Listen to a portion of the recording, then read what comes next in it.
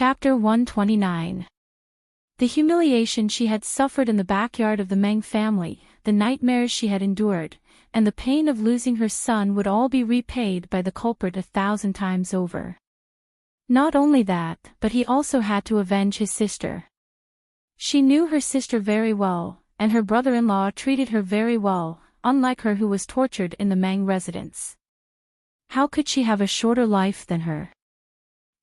Lu, she sighed softly. He had no temper with his deceased wife's stepsister. You don't have to mess with Meng Zhan because of me. It's not that I don't work hard, but I don't want you to dirty your hands for someone like that. The second lady's eyes flashed with anger. What does he have to make you worry about him? But if we miss this opportunity, I'm afraid that given the resources of the Meng clan, it will be difficult to shake them. The second lady snorted coldly and glanced at Lu Shi. Brother-in-law has always been ruthless. Why are you pretending to be ignorant now? Lu Shi was speechless. Could he say, black-hearted and vicious was not a good word? They really were sisters. Praising someone was like scolding someone. Opportunities don't come often, but it's not like there won't be a next time. When killing an enemy, the most taboo was not to kill with one strike. If my brother-in-law trampled on the Mengs this time, it wouldn't hurt at all. Instead, it would incite their hatred and bring trouble to our doorstep. Brother-in-law has been operating in Hu County for many years and it is not easy to get such a good position. If we lose it because of this, it will not be worth it. If I'm going to fight, I naturally have to kill him in one strike. The second madam smiled coldly. She had endured those years of living a life worse than death. She could afford to wait a few more years. Lu Shi stared at her for a long time and heaved a sigh of relief. It's great that you can think that way. The second madam glanced at him and said angrily, does brother-in-law think that one, is an ignorant girl? I'm just worried that you'll take things too hard, Lu Shi muttered. Although she had married the man in front of her and given her a place of protection, she was stubborn and opinionated. She knew that the Meng family would not let it go so easily. In order to prevent the Meng family from implicating her further, she refused to cooperate with them. She did not take the medical officer's advice to heart. She was delaying her illness, torturing herself, and refusing to receive proper treatment. How could Lu Shi's heart bear it? Now that Gu Zhen was willing to let go, he felt as if a heavy burden had been lifted from his heart. If she continued to be stubborn, as her brother-in-law, there was nothing he could do. It's good that you've thought it through. Recuperate well. As long as you get better soon, I'll provide you with delicacies every day. Of course. When have I ever been polite to brother-in-law? The second madam snorted and asked, let's not talk about this first. Have you thought about how to deal with Meng Liang? How dare he openly claim the title of my son? Is he worthy of that with his background? Lu Shi thought about it carefully. Jiang Pingji's words appeared in his mind, and he revealed a little. Every wrong has its perpetrator, and every debt has its debtor. Why are you dragging an innocent child into this? Lu Shi's first sentence made the second madam's face darken, but the second half of his sentence lightened up. Moreover, your brother-in-law is the chief of a county. I can't do anything to a child. The second madam was smart, or else Meng Zhan would not have fallen in love with her at first sight. The Mengs were a prestigious family in Dongqing, and Meng Zhan's wife was at least the daughter of an aristocratic family. Even though the second madam was later recognized as the daughter of the first wife, her status was still much lower. Lu Shi's words were vague, but as smart as she was, she immediately understood what he was hinting at. With Lu Shi's current status, it was indeed embarrassing for him to make a move on a junior, but it shouldn't be a problem for his children, right? However, the Mengs were still deeply rooted in Dongqing, and they could not be easily shaken. If he wanted to do anything to Meng Liang, he could not drag the Lus into it, lest the furious Mengs pursue the matter. It was not worth alerting the enemy now. In a few words, Meng Liang's situation had become extremely dangerous, but Lu Shi did not have the slightest premonition of impending danger. Just like what mother said, the Lus are a pile of mud that can't be helped. Look, I can see the fire in Lu Zhongqing's eyes, but he has to suppress his anger. He doesn't dare to touch me. He is such a coward, but father still thinks he is powerful and fears him everywhere. The girl, who was originally beautiful and charming, was lying on the comfortable bed. She tilted her head and saw the neatly arranged clothes on the side. She casually picked them up with her fingers and snorted in disgust, as if she was holding something dirty in her hand. This is so shabby. This kind of lousy material is only worn by the servants in the manor. Lu Zhongqing actually sent it here to humiliate me. She followed Meng Liang into the manor, and the manservant who was pretending to be a maid hurried forward to stop Meng Liang from throwing the clothes out. She kept muttering, "My Lang Jun, you are wandering outside, so of course you are not as good as in the manor." Although this kind of material is shabby, it only became popular 3 years ago in Shangjing. Hejian is a poor and remote place. I heard that some gentry families can't even keep their basic decency. It's already good enough to have clothes to cover their bodies. Lang Jun, just bear with it for a while. When the matter blows over, master and madam will come to take you back. Meng Liang secretly gritted his teeth in anger, but he had to admit that what the manservant said made sense. It was not the time to be picky. If it weren't for Meng Hun, I wouldn't have to suffer like this. Hearing what the manservant said, Meng Liang suddenly became angry. He is just a lowly servant of the Mengs. How dare he throw a tantrum and make father so angry? The manservant echoed, "That's right. Meng Hun is just like his name. He is a stupid person. Lang Jun, you don't have to be angry with him. When the Meng's army kills all the rebels, Meng Hun will fall into your hands." Meng Hun was the powerful man who burned down the county governor's mansion. He used to be a servant of the Mengs and had climbed to the position of the county governor with great effort. If it were in the early days of the Xia dynasty, Meng Hun wouldn't dare to say anything even if all the women in his family came to serve him, let alone his wife. But now, he really thinks that the Mengs are so weak that he even dares to bully a little servant. I'm so angry. The manservant's words did make Meng Liang's anger dissipate, but he still felt an unspeakable humiliation. Yesterday, he and the manservant had sneaked out and accidentally saw Meng Hun sneaking into Hejian County. They were almost scared out of their wits. If he had known that Meng Hun would be so persistent, he wouldn't have been so willful.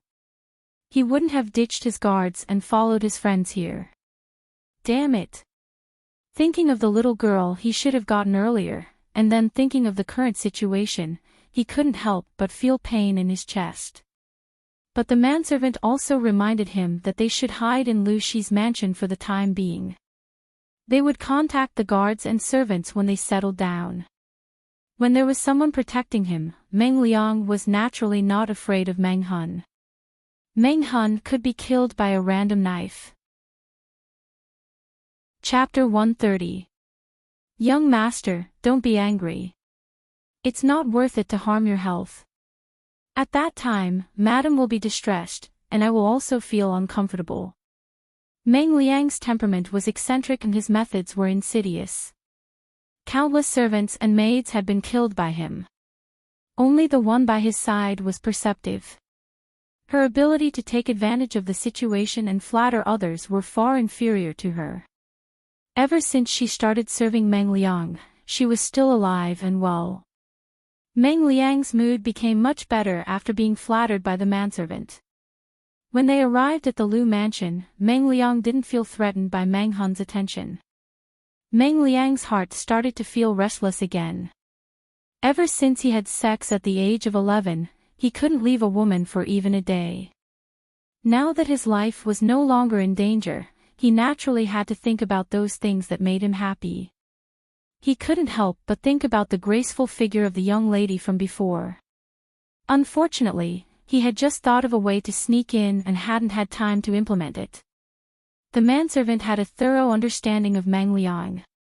To put it bluntly, when Meng Liang moved his butt, the manservant could tell what kind of *T he was going to take. The manservant rolled his eyes and suggested, Lang Jun, I heard that Lu Zhongqing was a rare handsome man in Hejin County when he was young. His wives and concubines were all beautiful. Let's not talk about anything else. Isn't Madame Gu Jin also a charming beauty? The fact that Meng Liang was not Gu Jin's biological son was known to everyone who had served him before. Meng Liang hated his eldest brother the most because he was talented and virtuous.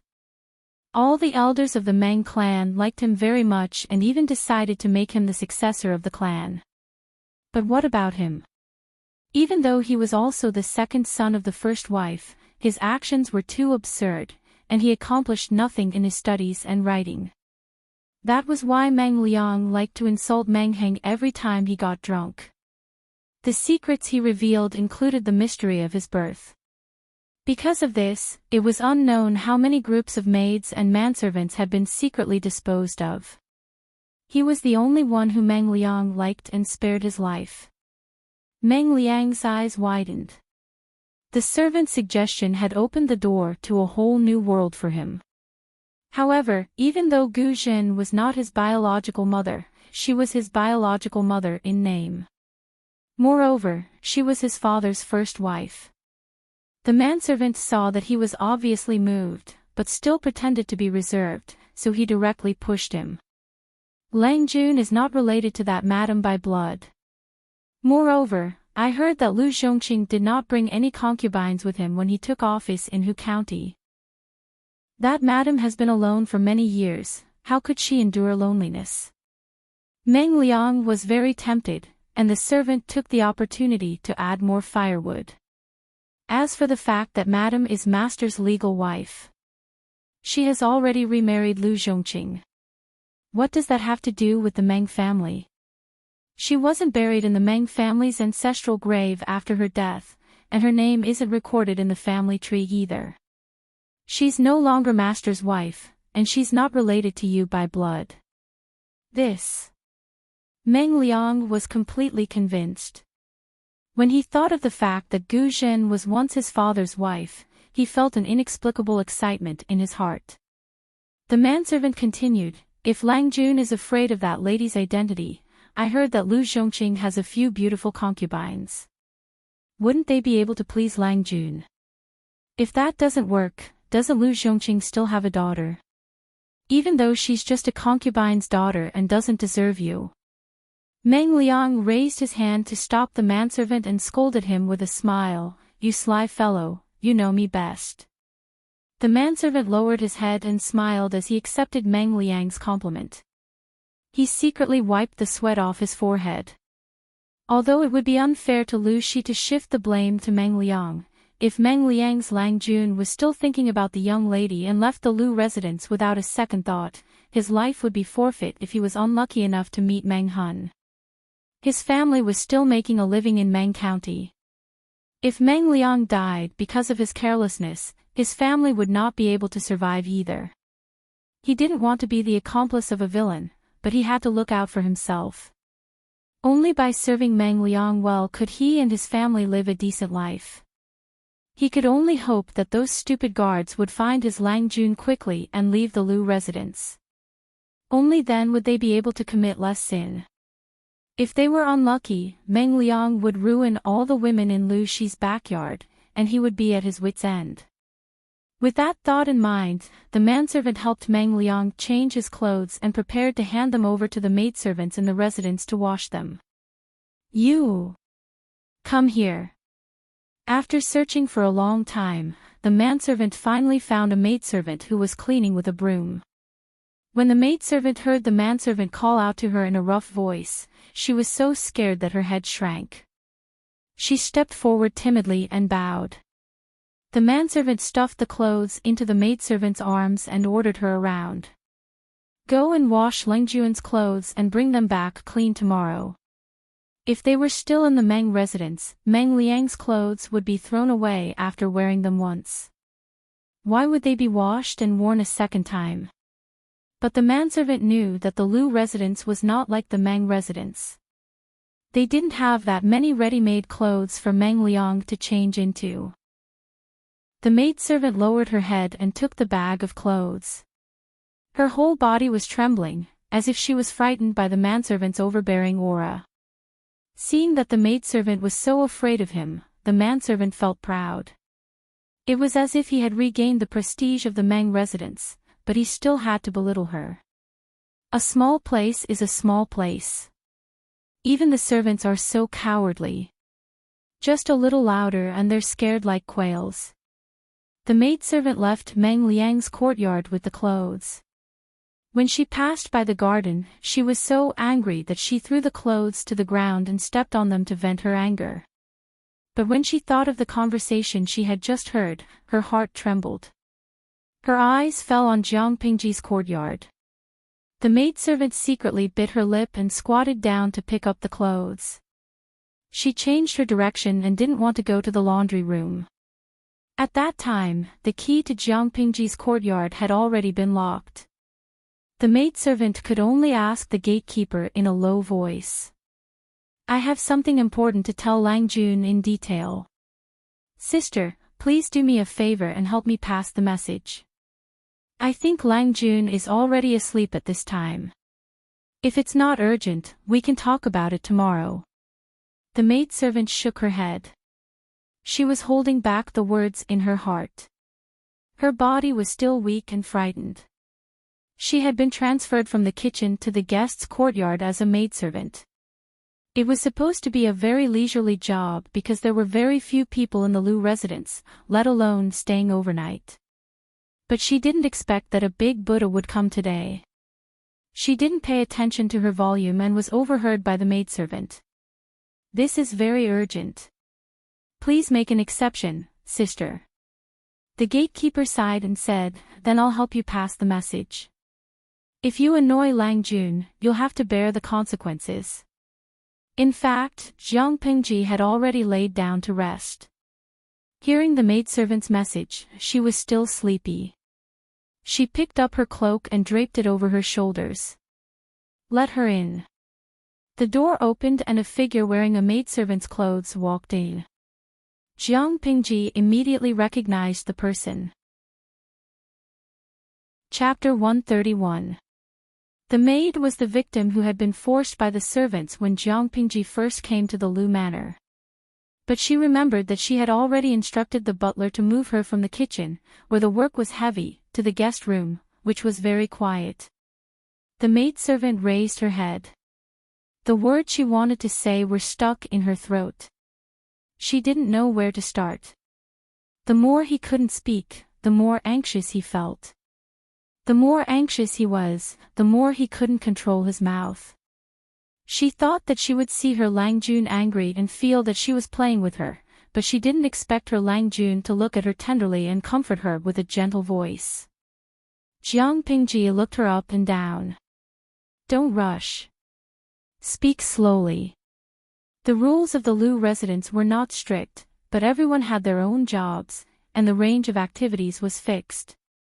The corners of her clothes and socks were stained with relatively dry mud that was as fine as dust. There were gardeners taking care of the soil in the garden, so the soil on the ground was slightly wet.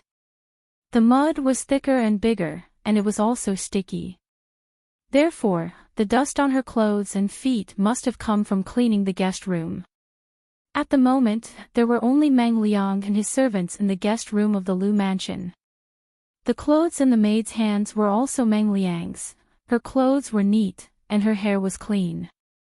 There were no traces of washing, which meant that she hadn't touched her hair since she combed it in the morning. Although she looked a little panicked, she didn't look desperate or humiliated. Therefore, she probably didn't come to find him because she was bullied by Meng Liang and his servants. Then why? Jiang Pingji furrowed her brows. The only explanation was that she had accidentally overheard the master and servant talking nonsense. In the blink of an eye, she had already made up her mind and her voice became even softer. Think about it slowly. Tell me what you want to say. I'll listen here. It took the maidservant quite a while to overcome the nervousness and fear in her heart. She stuttered and roughly repeated what she had heard. Jiang Pingji's face remained expressionless as she listened, as if the servant girl's words were within her expectations. As a matter of fact, it was more or less the same. How could a dog spit out ivory? Similarly, how could a scumbag like Meng Liang say anything nice? To be able to scare this maidservant to such an extent, the content was definitely not ordinary. After listening, she nodded calmly. You can stay here tonight. The maidservant's face suddenly paled, as if she had recalled something embarrassing. Jiang Pingji knew that she had misunderstood. She could not help but add, I have my own way of dealing with the master and servant. They are not easy to deal with. If you continue to stay in the guest room to clean up, you might be at a disadvantage. I'll talk to the housekeeper tomorrow and have him transfer you to my courtyard. Your message was very timely. If I hadn't warned them in advance, I wouldn't have known that they could be this crazy. With regards to this arrangement, the servant girl naturally would not object. She even felt slightly relieved.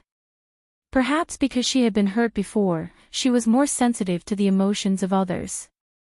That pair of master and servant were not good people at all. If they continued to stay there for another day, she would tremble with fear for another day. Now that he had been transferred to Second Langjuan's yard, he would be treated much better, just like a promotion.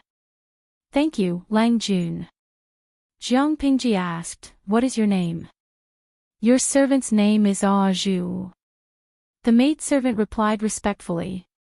Even though they were all servants, their monthly salary was different depending on which part of the Lu residence they worked in. All in all, Second Langjuan's yard was the best. The monthly salary of a servant girl was more than double of what she used to get. With the monthly salary, she could still keep a few dozen copper coins for her personal savings after giving money to the family every month. Zhu. Jiang Pingji thought for a while and asked, is there any special meaning to it? Who gave it to you? The maidservant shook her head and said seriously, I didn't have a name before I came to the Lu residence. The servant in the kitchen took pity on me and gave me one. If that's the case, then change it. Jiang Pingji thought for a while.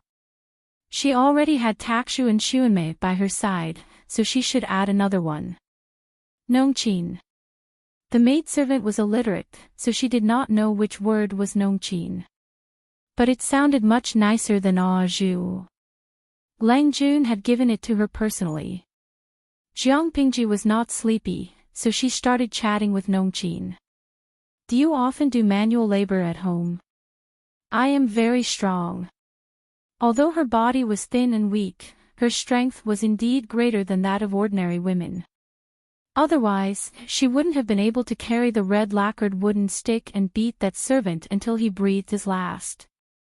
However, because of her greater strength, she ate more than others.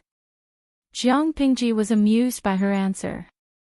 She praised her with a smile, it's a good thing to be strong. Nongqin was a little embarrassed.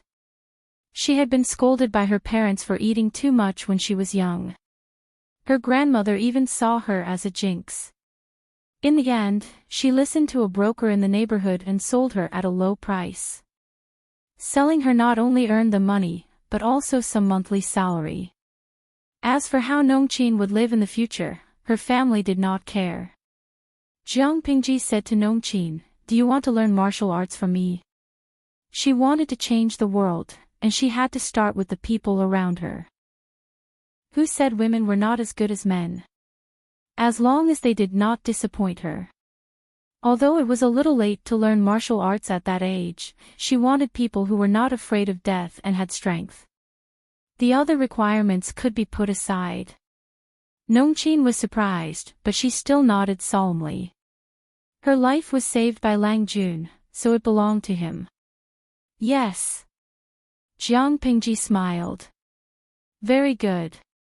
Nongqin did not know why her Lang Jun suddenly smiled so happily. But she was happy when he was happy. Although it was just to promote a servant girl, it was related to personnel changes in the Lus, so she had to inform the housekeeper. When she heard the news the next day, Takshu's eyes widened in surprise. Lang Jun is going to teach her martial arts. Not really. I just give her some pointers, Jiang Pingji said with a smile. She is a silly girl. Therefore, she would complete Jiang Pingji's training even if she had to risk her life. That was one of the main reasons why Jiang Pingji chose her. Takshu did not understand, but seeing her Lang Jun's cunning smile, she naturally understood that her Lang Jun admired the servant girl. Xuanmei was doing needlework at the side. She naturally glared at Takshu. She is a good girl. Why do you want her to learn martial arts and play with guns? If she plays with guns and sticks, how can she serve her in-laws when she gets married? How can she be a good wife and teach her children? Won't she blame you if she can't get married? Jiang Pingji said calmly, why should she serve her in-laws and teach her children? Xuanmei was about to explain the reason, but she suddenly remembered her Lang Jun's gender. Her heart skipped a beat. She knew she was unlucky. Chapter 132. When you belittle yourself, don't blame others for hitting you when you're down. If she could do it all over again, she would definitely say no to the system. It was too scary to be reborn in ancient times. She would rather die in battle. She didn't pay much attention to it before, but when she carefully observed the culture of the era, she discovered a shocking piece of news. Humans in this era relied on the most ancient and primitive method of reproduction, which was to make women pregnant and pregnant. Streamer V. It's horribly backward. Such a waste of human resources can be sentenced to jail in the Federation. The viewers in the streaming room realized that the streamer's style was a little off. After understanding a little, they understood what she was complaining about. Now, there's nothing wrong with a woman giving birth to a child, right? Why do I feel that the streamer has a horrifying expression as if she's opened the door to a new world? But the pregnant woman who passed by just now had a big belly. I felt tired just looking at her. Haiku Shichang, the medical conditions in ancient times were really bad. Giving birth to a child was like going through the gates of hell. They could lose their lives easily. I've read novels about internal strife in ancient times. Not only did women have to face the problem of natural dystocia, but they also had to deal with external harm. It feels like every woman in ancient times was an expert at abortion. But it should be better for ordinary families. There was a mix of viewers in the streaming room. There were people of all ages, and there were even many mothers who had given birth. When talking about the pain of giving birth and the torture of pregnancy, they had endless grievances. As they chatted, some viewers in the streaming room suddenly remembered Jiang Pingji's complaints. They were very curious about how people in the future world gave birth.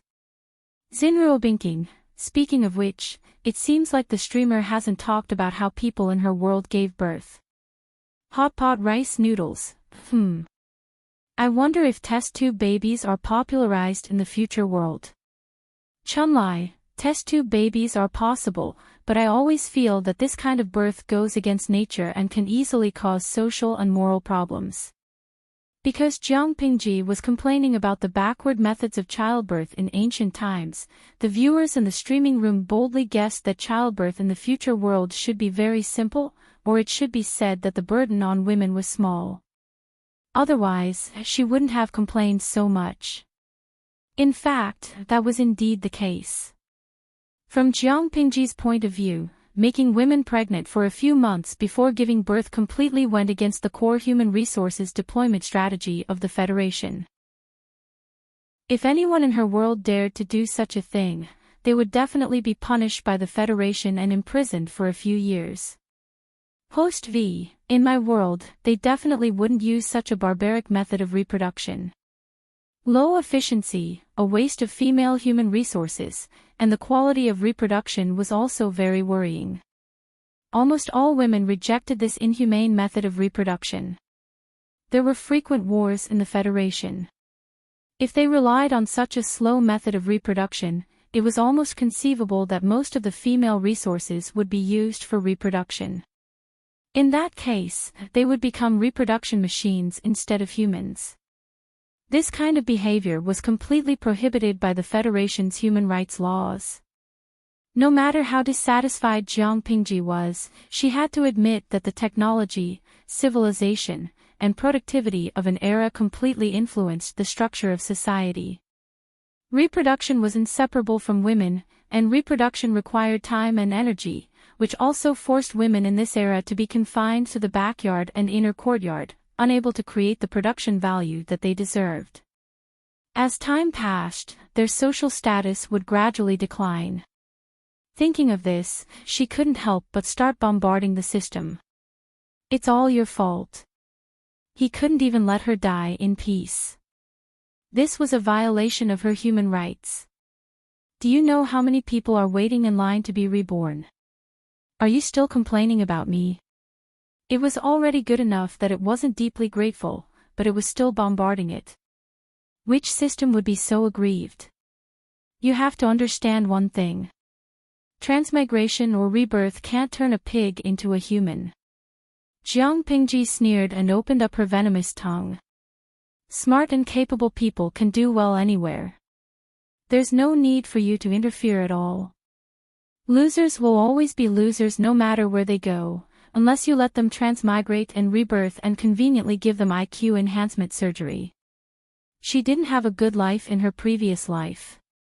She was a general of the Federation, the commander of the 7th Army Corps, and held 1/10 of the authority in the Federation. Other than the commander-in-chief, no one could order her to do anything. The 7th Army Corps was ranked in the top 3 in terms of overall strength. Her life was written with inspiration and success. She ended at the peak of her life, but death could elevate people again. She didn't doubt what kind of position she would have in the history books. But the system inexplicably interfered. There was a huge gap between her previous life and this one. She wanted to strangle this damned thing to death. "You're the unnecessary and hindrance," Jiang Pingji coldly concluded, causing tens of millions of points of damage to the system's soul. The system wanted to curl up into a ball. It was the first time it was so despised by its host.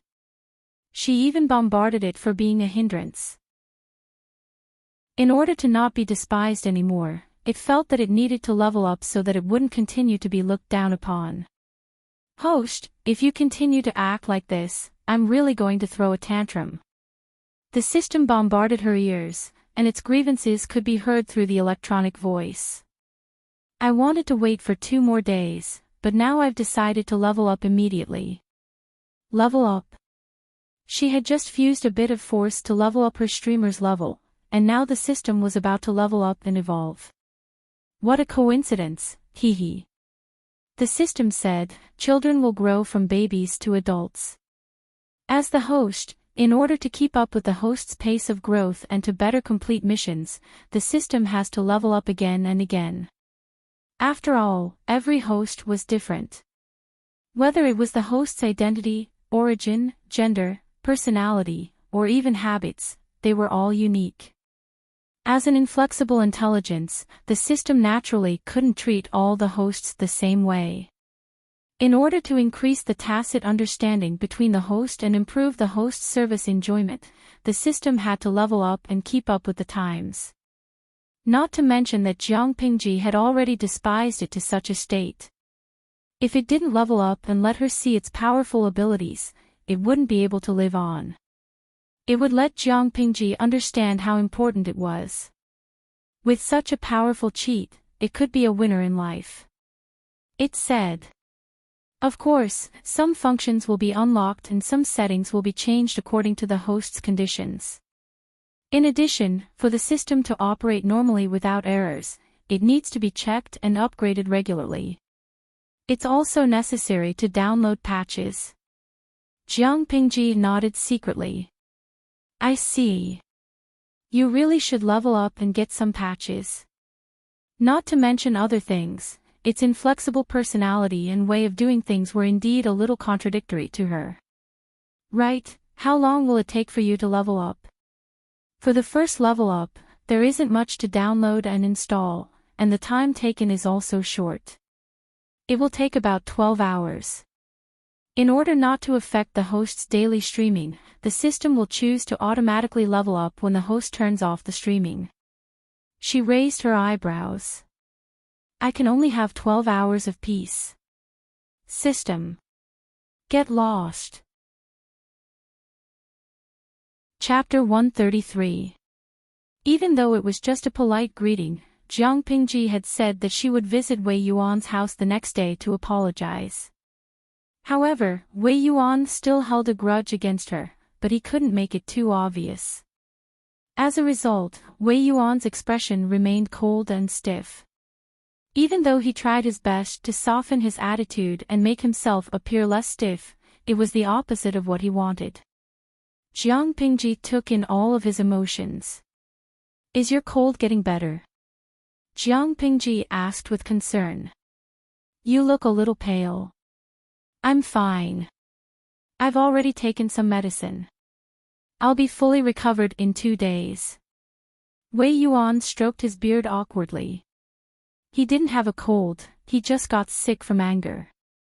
Wei Yuan had his own interpretation of Jiang Pingji's visit that day because he had a different way of thinking. In order to invite Wei Yuan to be a teacher and teach Lu Shi one-on-one, the Lu residents had paid a generous sum of money.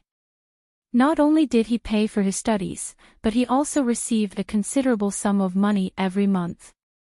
During festivals, he would even give generous gifts and show concern for his well-being every few days.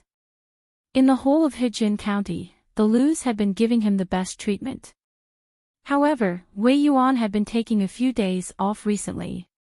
Even though there was a reason for it, something had happened in his family, it was a fact that his studies had been delayed. Wei Yuan felt that the student's visit was probably to urge him to go back to class as soon as possible. Wei Yuan felt an indescribable discomfort when he thought about it. He felt a little embarrassed. The student in front of him had seen his scandal.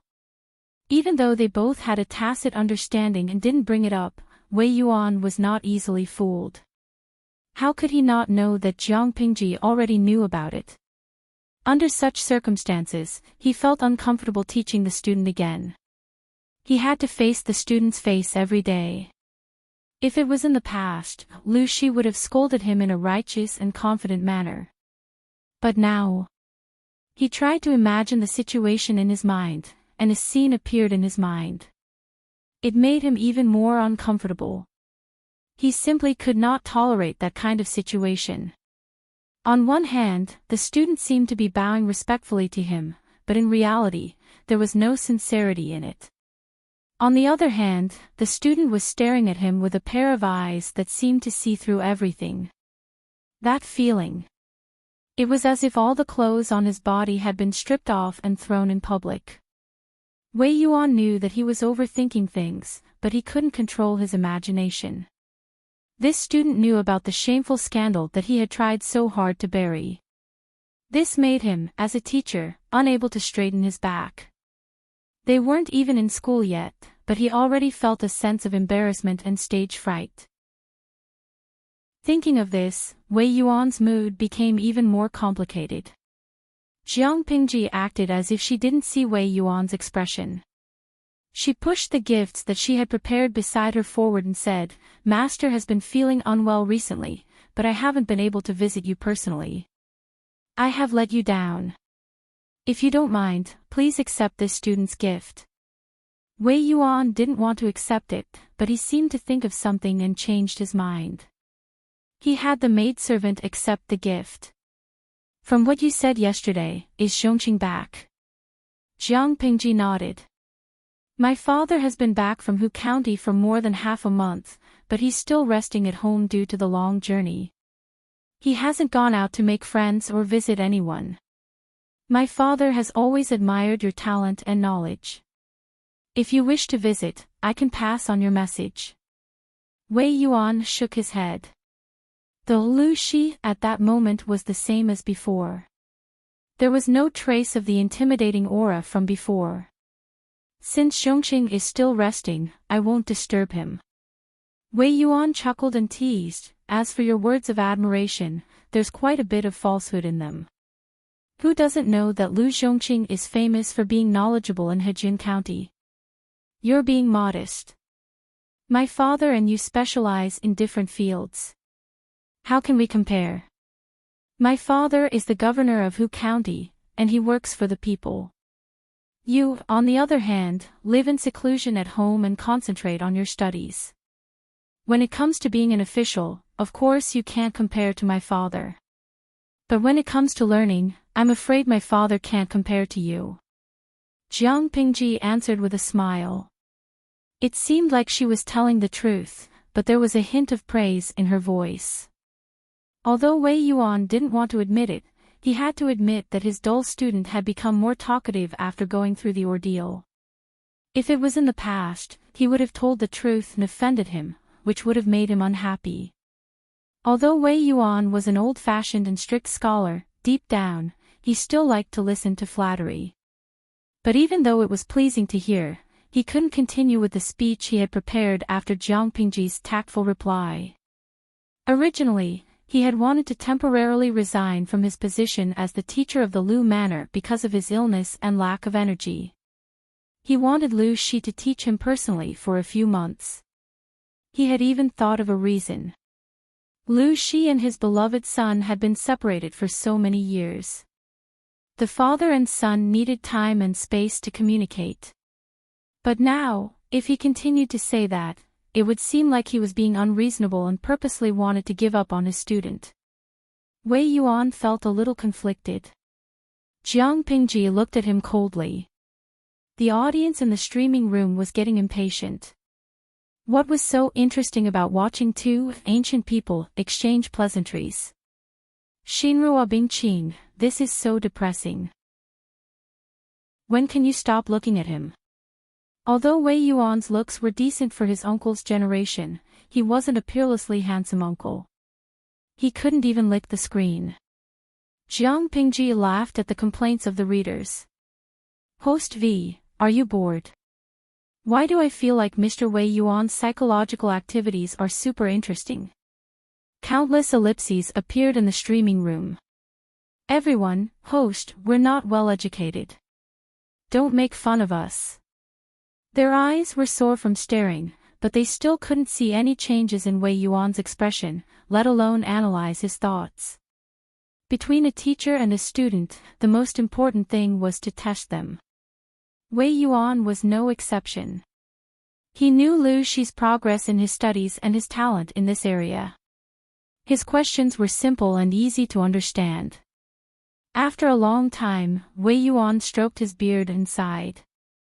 Very good. You haven't fallen behind in your studies. You've taught me well. Wei Yuan smiled bitterly and shook his head. It should be your father who taught you well. He wasn't being polite. He was speaking the truth. In the past, no matter how much he tried to teach him, Lu Shi was like a block of wood. He wouldn't ask what he didn't understand, and when he understood, he wouldn't say anything. He would keep everything bottled up in his stomach. Wei Yuan could only watch anxiously from the sidelines, but the child still looked confused. Chapter 134. He had changed a lot. Not only was he graceful, but his expression was also confident and proud. That was his spirit, not anything else. Wei Yuan was confused. How could he have changed so much in such a short time? But when he thought about what Feng Jin had said the day before, he let go of his doubts. There was a saying that one would be reborn when placed in a hopeless situation. It could be seen that after a great disaster, even a person with poor aptitude would be reborn and make great progress. Not to mention the personal guidance of Lu Shi, a gifted scholar from Hejin County, the effect was even better. Of course, Wei Yuan would never have guessed that the student in front of him was a completely different person. Zhongqing always said that everyone has their own strengths and that a teacher should be observant, focusing on the student's aptitude and interest, making up for the student's weaknesses and strengths. Now, it seems that I am not as insightful as your father, Wei Yuan said sincerely. There was a tinge of shame on his old face. There was not the slightest bit of hypocrisy. He was sincere. Jiang Pingji's attitude of watching from the sidelines changed. She now had a different view of Wei Yuan. She knew that if it were not for Lu Shi's memory and the books she had memorized, she would not have been able to pass Wei Yuan's test so easily.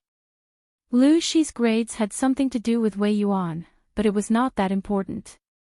He had wronged Lu Shi by taking responsibility for Lu Shi's studies. Qiguan Rang sat quietly on the side, watching the conversation between the two. To be exact, he was watching Jiang Pingji. He thought that the young man was very interesting. He was not a good person, but he had to show his most harmless side. Interesting. How interesting. After Jiang Pingji left, Wei Yuan still had a troubled look on his face. Qiguan Rang sat to the side, sipping his tea. After watching his future father-in-law's drama, he finally spoke. Master Gongchao, are you worried about Lu Lanting? Wei Yuan trusted Qiguan Rang, but there was a hint of desperation in that trust. After all, they were going to be father and son-in-law in the future. Of course. If I continue to teach her, I'm afraid I'll mislead her. If I don't do anything, it'll be embarrassing. The last few words were practically mumbled by Wei Yuan. Qiguan Rang smiled. What's so difficult about that? I'll just resign and let Lu Lanting find another teacher. Wei Yuan shook his head in denial. That won't do. The Lu residence has always treated me well. Wouldn't that make me look like a villain? Qiguan Rang's brain spun and thought of another idea. He secretly sneered in his heart. Perhaps his idea was exactly what someone wanted. If that's the case. He thought for a moment and suggested, Mr. Gongchao has friends all over the world.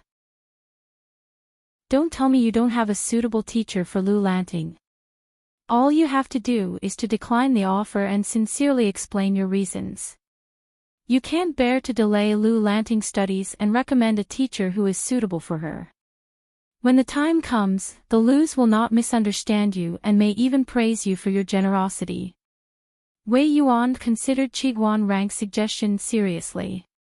A name flashed through his mind, and he was tempted. That's a good idea. That candidate is indeed suitable for Lanting. Wei Yuan hesitated. That won't do. Although that person is suitable, he has a strange temperament. Based on Lanting's personality, she will be at a disadvantage if she becomes his student. Qiguan Rang was curious.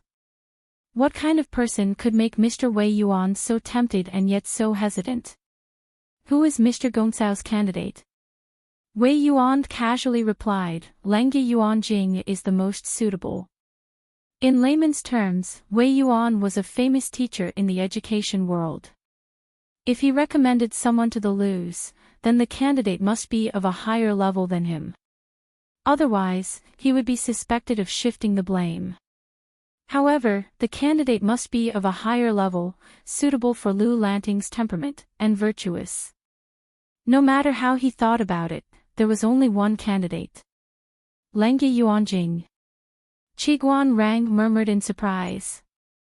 As mentioned before, in Dongqing, Qiguan Rang respected two extraordinary people. One was Lu Shi from Hejin, and the other was Lengge Yuanjing. As for the former, he was from a poor family and was of mixed blood. He had no connections to visit them, and he probably could not even enter their houses. The latter was famous all over the world. He taught students all over the 5 countries, and everyone in the world admired and respected him. To put it bluntly, Mr. Yuanjing was the leader of the education world. It was said that some students would burn incense and pray to Mr. Yuanjing's longevity tablet before their assessment, hoping that he would bless them during their high school. Yes. Mr. Wei Yuan nodded and stroked his beard. Yuanjing and I are classmates, and we've been in contact in recent years.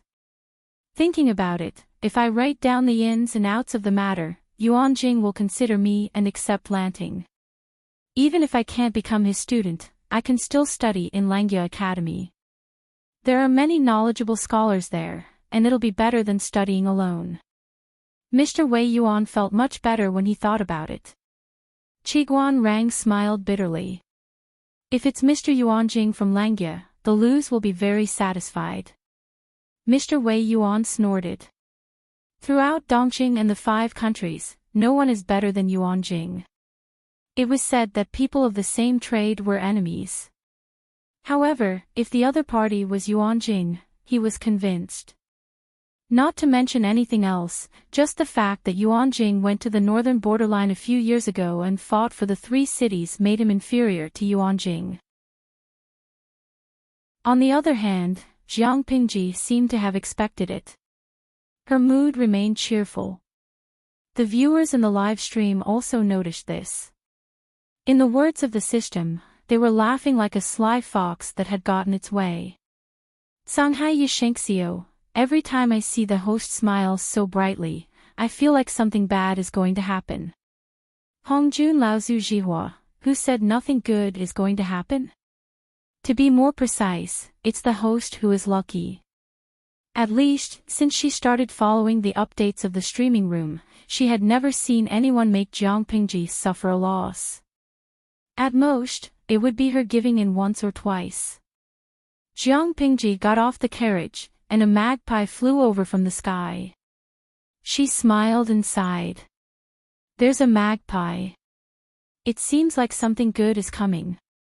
Lanky Yubus, every time I see the host pretending to be mysterious, I feel a pain in the ass. The audience in the streaming room did not know why she was happy, and she was determined not to explain. Wasn't it a pain in the ass? Jiang Pingji said with certainty, "Don't worry. We'll know in 2 days." She did not have high expectations about going to Langya to study, but since she was determined to do something big, she had to be prepared. Chapter 135. The Lus had to take the initiative to fire Mr. Wei Yuan, even if he had the intention to resign. Doing so would attract hatred. The best way was for Mr. Wei Yuan to resign and write a letter of recommendation for her. It didn't matter where he recommended her. She would go to Langyi in the end. The key was for Mr. Wei Yuan to resign. That way, both the Lus and Mr. Wei Yuan would have a way out. Jiang Pingji did not think too much before she arrived, but after carefully observing Wei Yuan's expression and speculating on his psychological changes, she felt a little more confident.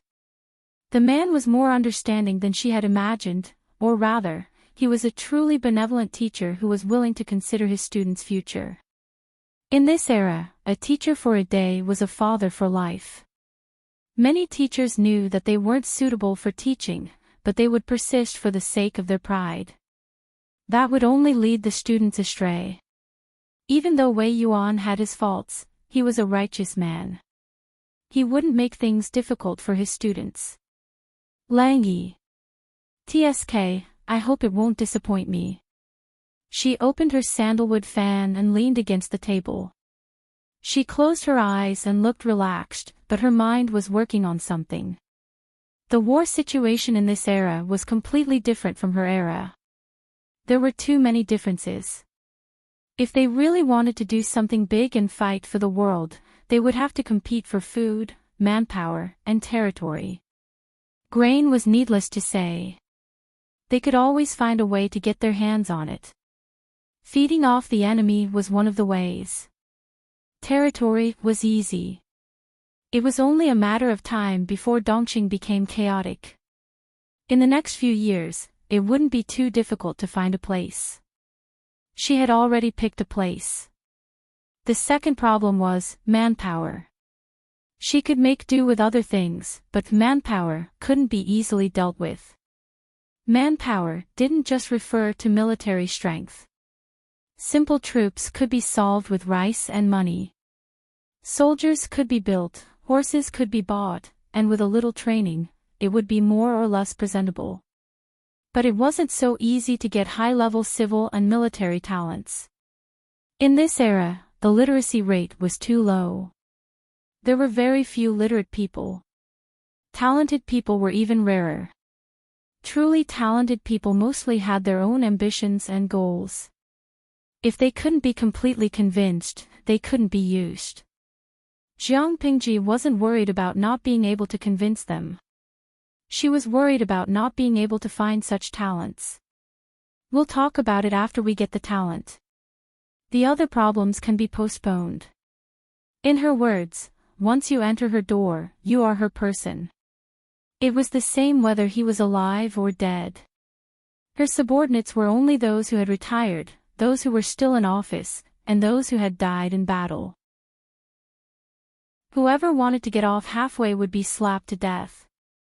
Yes, she was just that domineering and unreasonable, and she hated betrayal the most. In his previous life, no one had dared to reason with this 7th Division commander. Other than the civil officials, there were also the military generals. After all, they couldn't rely on a group of scholars to fight for the throne, right? The requirements for a general and an ordinary soldier were different. The latter only needed to be bathed in blood and fight, understand how to cooperate with the army, be unafraid of death, and fight the enemy to death. However, a general was different. There were many ways to lead an army to war, and it was not enough to just have a bit of strength. Jiang Pingji could not use the requirements of her previous life to choose people, but the core was the same. Thinking about it this way, it seemed that he had a lot of things to do. Moreover, when she thought about it in detail, she found that military leaders had even fewer choices than scholars. Melancholy. While a streamer who did not aim for the emperor was not a good general, there was nothing wrong with that. Jiang Pingji maintained the sly smile of the audience. She did not wait for the groom to bring the stool and jumped down. Is Suko back? Jiang Pingji asked abruptly when she saw the gatekeeper. The gatekeeper was confused. He had no idea how his Langjun knew. He bowed subconsciously and answered, yes, Suko has been waiting for a while. He must have encountered some problems. Jiang Pingji smiled and said, behave well, and don't let outsiders out. The gatekeeper was confused again. Since it was an outsider, he must have been careful not to let outsiders into the house, not to let outsiders out. However, the servants of the Lus were the best at reading other people's minds, and the gatekeeper was no exception. He thought about Jiang Pingji's words from top to bottom. Suddenly, he slapped his forehead and understood. The outsiders in the Lus were the lady's maiden daughter and her servant, who had entered the house the day before. The gatekeeper said that Suko had been waiting for her for a long time, but Jiang Pingji saw that he was reading with great interest in the study. He did not feel annoyed at all. Instead, he looked like he did not care about what was going on outside. Is there something wrong with the farm? Jiang Pingji did not greet him. She went straight into the study and sat down in front of the desk. Suko was so engrossed in reading that he was almost scared by her. Even though he was scared, Suko did not do anything out of line, let alone throw the book in his hand. He put the book back in its original place reluctantly, tidied his clothes, and made sure that he was dressed properly before sitting down again. Suko shook his head and took out a self-made booklet from his sleeve. It was filled with tiny words. Bamboo paper was limited, and he was a thrifty person. It would be easy to waste the words if they were too big. Jiang Pingji took it and looked at it. The rules and regulations clearly listed all kinds of data. The content was clear and organized. Even if the words were small, it did not look messy. She was slightly satisfied. Su-ko was indeed talented in internal affairs, and he was a good housekeeper. But, he still lacked a partner. She thought of the county military chief who was hiding somewhere in Hejin County, and her heart began to race. Su-ko asked in a low voice, "Lang Jun, do you see anything?" Jiang Pingji laughed and threw the booklet back to Su-ko. She said angrily, "How can you tell me that the farm was robbed?" Yes, the data in the booklet was very clear. Su-ko did not falsify it, so the problem was very clear. According to the agreement, Su-ko would receive money from the Lus every month to buy daily necessities and grains for the troops. Su-ko was in charge of how to use the money and how to make the best use of it. The prices of the items were all reasonable. Then came the problem. She took a look at all the things Su-ko bought and the changes in the items. She found something strange. Rice, cloth, and the old hen that Su-ko had specially bought for the troops to occasionally eat meat were gone. Of course, they could not be used now. First, the time was not right, and second, the number was not right. The timing wasn't right, because Jiang Pingji had already prepared a few sets of clothes for each of the servants for the season when she had just bought them. There was no need to retailor the clothes. Even if they were to be used as supplementary materials for training, the amount was not right. You didn't catch anyone. Jiang Pingji did not know whether to laugh or cry. She had thought of many possibilities, but she did not expect it to be because of the theft of the farm. Su-ko looked down and said seriously, "Lang Jun is wise." Wise my foot. Chapter 136. Tell me, what's going on? The farm was robbed. Don't tell me you don't have any ideas. Why bother me with such a small matter? Jiang Pingji felt that Su-ko needed more practice. She was not satisfied with his work skills. Seeing that Jiang Pingji was serious, Su-ko put away his frivolous and lazy expression. "I think you still lack a leader," he said seriously. Jiang Pingji raised her eyebrows. Su-ko was not frightened by her expression. Instead, he continued, "Lang Jun's method is good, but it's still in the testing stage. It's better to get a ready-made one. What's more, both you and I don't know much about training soldiers. They're not as good as experienced veterans." Jiang Pingji squinted her eyes. "You're saying that the person who stole the rice, cloth, and the hen is an experienced veteran?" Su-ko nodded with certainty. "Yes, I'm sure. Maybe he's an official." Jiang Pingji was speechless. Even though it was too much of a coincidence, she could say that she had guessed the person who stole Su-ko's rice, cloth, and hen. But this group of people is very vigilant and not easy to get close to. If I didn't stay here and learn some hiding methods after being a ranger for a while, I'm afraid it would be difficult to hide from these people. If you want to recruit them, I'm afraid you'll have to wait for some time. These people. More than one. Su-ko nodded. More than one. Based on the footsteps and conversation, there are about 10 people, and most of them are injured. If they weren't injured, it would be difficult for them to hunt. They wouldn't have stolen from someone's farm. People had always despised people who only knew how to crow and steal. That's interesting. Jiang Pingji didn't see them, so she couldn't confirm the identity of the group of people based on Su-ko's words. But she trusted Su-ko's judgment. Otherwise, he could have just brought people to catch the thieves. There was no need for him to ask for her opinion. Even if it wasn't the person she had guessed, he probably had some skills. Go to the accountant's office and get another 10 taels to buy a few more caddies of meat. Also, go to the pharmacy and prepare some medicine. If they want to steal, let them steal.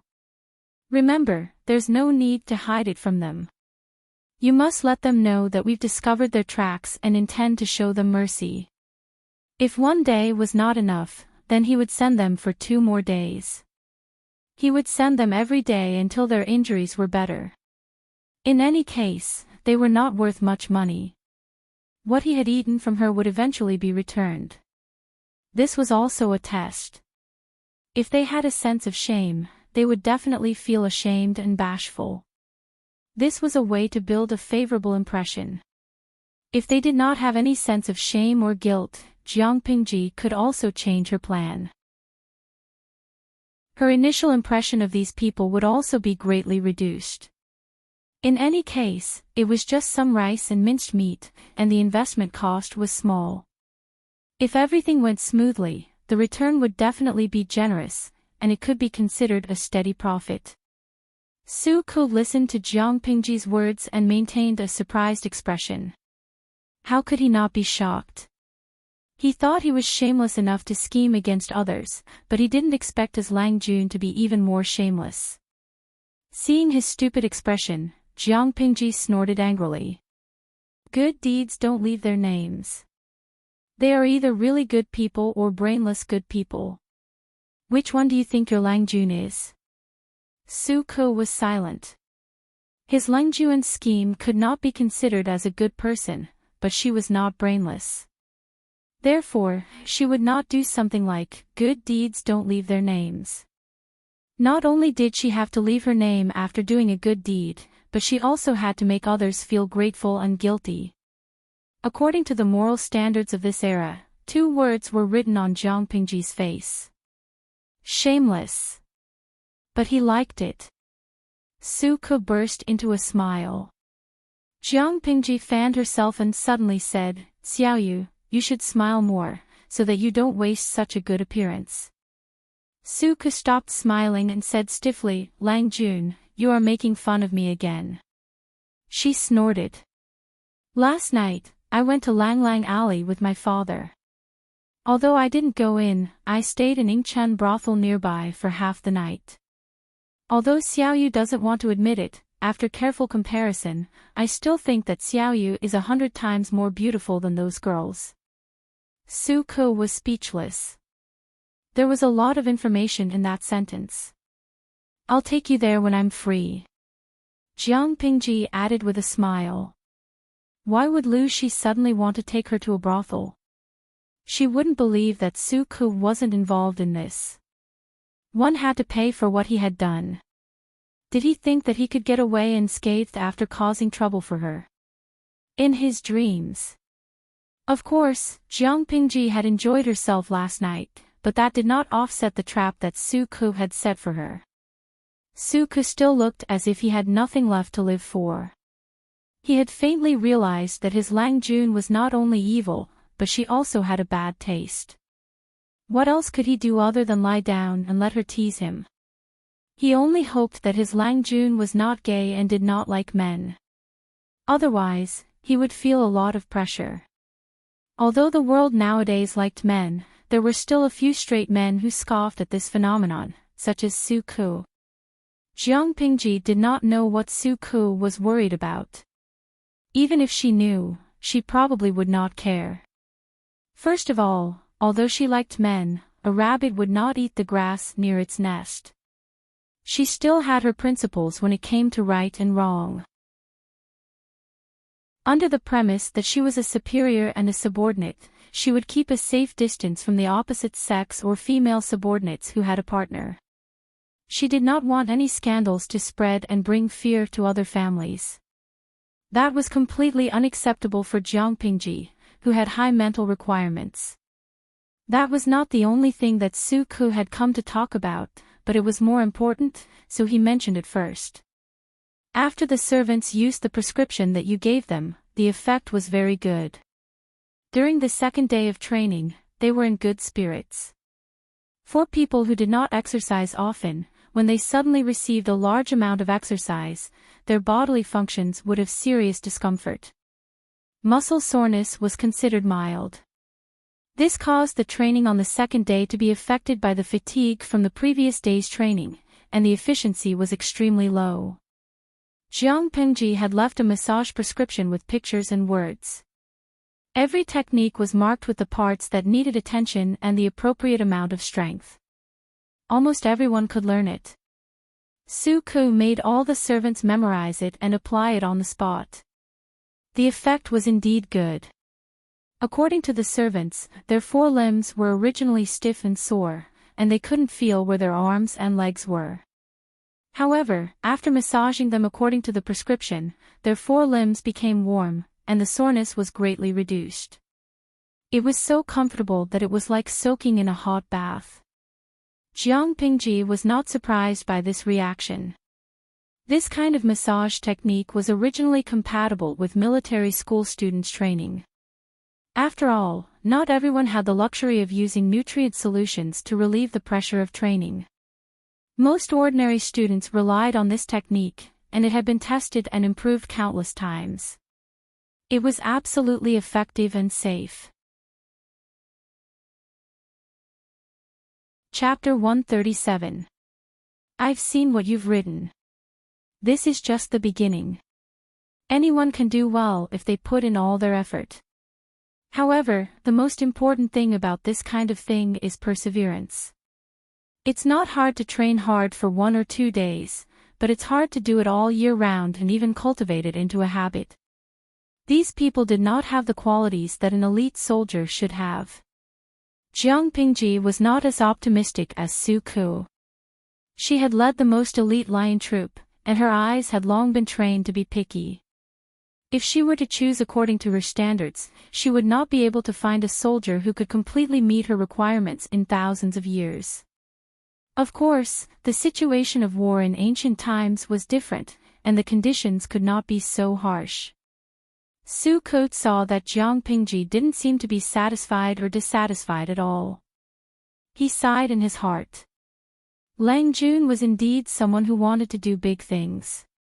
She didn't know what had happened last night, but she felt that Lang Jun's ambition had become more and more obvious.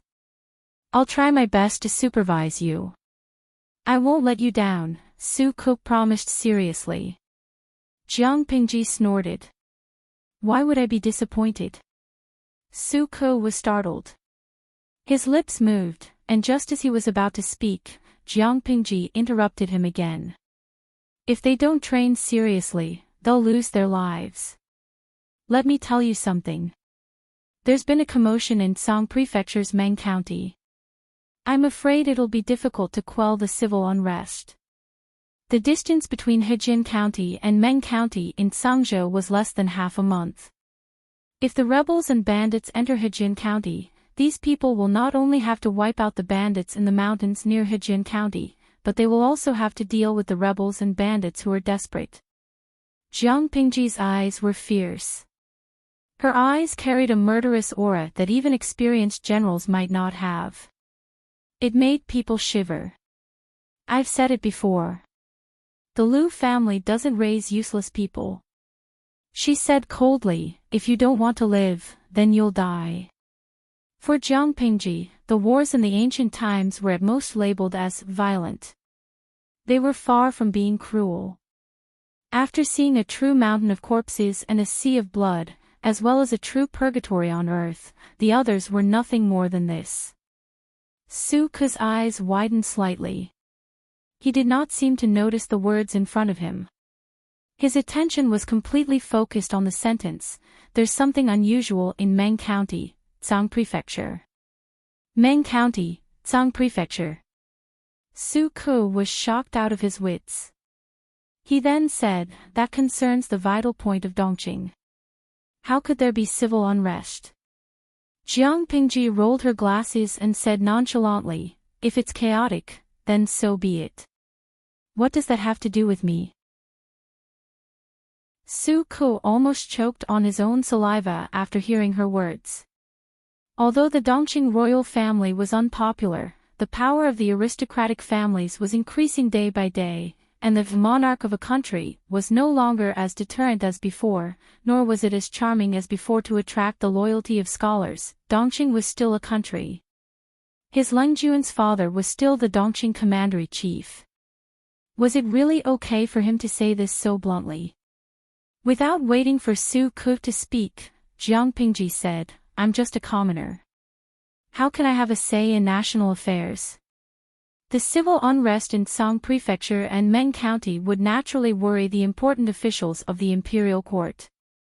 Speaking of which, it really has nothing to do with me. There was nothing wrong with his words. Su Ke was completely speechless. Even though his words were a little crooked, he still managed to make it sound. To be honest, Su Ke felt that he was rebellious. No one in the world could be more rebellious than him, until he met his Lang Jun. This was like comparing a small sorcerer to a great sorcerer. They were not on the same level at all. Lang Jun, you're right. Even though he was conflicted, he still put on a bright smile. Su Ke thought for a while and said, if what you said is true, the civil unrest in Song Prefecture and Meng County will spread to Hejin County in 2 or 3 months. At the very least, there will be news about it. That's for sure. Communication in ancient times was indeed slow, but 2 or 3 months were enough for the news of the civil unrest in Song Prefecture and Meng County to spread to Hejin County. Su Ke cupped his hands and said, if so, I'm afraid I have a presumptuous request. What presumptuous request? Just say it. Su Ke said with some embarrassment, even if the civil unrest won't spread to Hejin County, people will be in a panic. I'm afraid the price of rice and cloth will soar. According to my previous calculation, the daily needs of the farmers and soldiers can be bought once every 10 days. If the news of the civil unrest in Song Prefecture spreads and the price of rice increases, I'm afraid the money that can be used for 10 days won't be enough for 3 or 5 days. Jiang Pingji looked at him. Did he want to stock up on food in advance? In this era, it was important to have food in hand and not panic. Food was the most important thing. As Su Ke said, if the news of the civil unrest in Song Prefecture and Meng County spread to Hejin County, the price of cheap rice would skyrocket. It would be too expensive to buy. Since the Lus knew the news in advance, they should buy some rice as soon as possible when the price was cheap, just in case they needed it. Under normal circumstances, it was a good way to make money. She remembered that in her previous life, many big forces in the Federation relied on this method to resell war supplies. They bought it at a low price and sold it at a high price. Finally, they became the local leaders. But Jiang Pingji gave up after thinking about it. It was not that she was not interested, but it was too evil. Although she did not like the ancient times, she could not bully the common people. True experts relied on defeating stronger opponents and using them as a cornerstone to climb higher step by step, not by bullying the weak. Although she did not agree with it, she had to admit that Su Ke's words did remind her. I can't do evil things, but I can buy rice for my own use, Jiang Pingji said. When the time comes, you can go to the accountant and get some money. Put it on my account and buy another batch of rice. It should be enough for the people in the farm to eat for half a year. Although Dongqing was declining, the deterrence of the country was still there. Song Prefecture and Meng County were located in a dangerous place, so the court would not really leave it alone. The civil unrest would only be in a small area, and it would not spread to other counties in Dongqing. Therefore, it should be enough for 20 to 30 people to eat for half a year. Su Ke waited for a while, but Jiang Pingji did not speak again. He hesitated for a while and then spoke in a low voice. Lang Jun, do you have any other orders? Jiang Pingji frowned. No. If you have any ideas, just say it. Don't be so hesitant. Su Ke said gently, Lang Jun, it is indeed a good thing that you do not exploit the people for profit. But if you don't do it, I think the other gentry families in Hejin County will not let go of this opportunity. Most of them have fertile fields and their granaries are overflowing. She sneered. Others go to eat a pile of shit, but it does not mean that the shit is really fragrant. Why should I eat it? Su-ko was speechless. No, that is not what I want to say. Su-ko took a deep breath and tried hard to throw Jiang Pingji's strange but vivid metaphor out of his mind. It was too magical. Otherwise, he could not help but imagine a group of people eating a pile of shit and he would go to eat it. Chapter 138. But you've reminded me of something. Jiang Pingji furrowed her brows as she thought of something interesting. The corners of her lips curled up into a creepy smile. The sage once said that one would be a bastard if they didn't take advantage of others. This is indeed a good opportunity. Su-ko's lips parted slightly, but he was too shocked to say anything. Which saint had said such vulgar and shameless words? Stand up and be beaten to death. Since Jiang Pingji had decided to stir up trouble, she definitely needed the initial capital. As for how to roll the initial capital into a big snowball through a series of means, or even shake the whole world, she already had a vague direction in her mind. Based on Su-ko's position and character, he wouldn't instigate him to exploit and oppress the common people. In other words, if this kid really had any ideas, he would definitely target the landowning households and country gentlemen. Was he planning to take advantage of the situation and turn the tables on them? For a moment, a few classic cases of starting from scratch flashed through her mind. Although the two eras were completely different, the pursuit of profit was the same in the bones of humans. Jiang Pingji kept a faint smile on her face. Tell me your plan in detail. If I think it's good, I can consider adopting it. Her words obviously poked Su-ko's itch. His eyes flashed and he immediately threw away the slight prejudice in his heart. Although his Lungjuan's temperament was a little strange, his temperament was extremely to his liking, especially when it came to using people. Just because of this, even if his Lungjuan's temper was unruly, he could still pinch his nose and bear it. Su-ko cupped his hands and said, "Sorry to offend you. Langjun, please come closer." Oh, it seemed that the content was really something. She actually had to whisper to him. Jiang Pingji smiled and took a few steps forward. Su-ko lowered his voice and said, "Before I answer you, I have something to ask you. Where did you learn about the civil unrest in Meng County, Tsang Prefecture? When will it spread to Hejian County and nearby counties?" She thought for a moment, then said, "I first heard it from Wen Zheng." You don't know Wen Zheng, but he's a very interesting man. He must have heard this from a merchant from Meng County. I heard from him that the Meng army was very powerful. They actually sent soldiers to lock down Meng County and set up various checkpoints in Tsang Prefecture. They said that they were going to capture the traitors. The refugees would definitely not be able to move so quickly, but the merchants were different. They traveled from south to north, and they had their own caravans. A lot of news was spread through them. The Meng army could detain them and delay them, but they couldn't really detain them and prevent them from traveling. After all, Tsangzhou's current prosperity was inseparable from the caravans that traveled north and south. However, even if these caravans could leave Tsangzhou and bring the news to the outside world, these people would be repeatedly warned before they left. Most of the merchants were afraid of the Meng family's power in Tsangzhou, and they needed to rely on the profits here, so most of them would keep their mouths shut. A small portion of the remaining merchants might have decided to leave Tsangzhou after this incident because they had a strong foundation in Tsangzhou. It was these traveling merchants who could spread the news about Tsang Prefecture and Meng County to the outside world. Is this information reliable? Su-ko asked. Reliable. Absolutely reliable. Jiang Pingji's lips curled into a bloodthirsty smile when she thought of Meng Liang and his servant in her mansion. There was no other evidence more reliable than this pair of master and servant regarding the chaos in Tsang Prefecture's Meng County. Su-ko pondered and said, "It's only been a month since the spring plowing ended.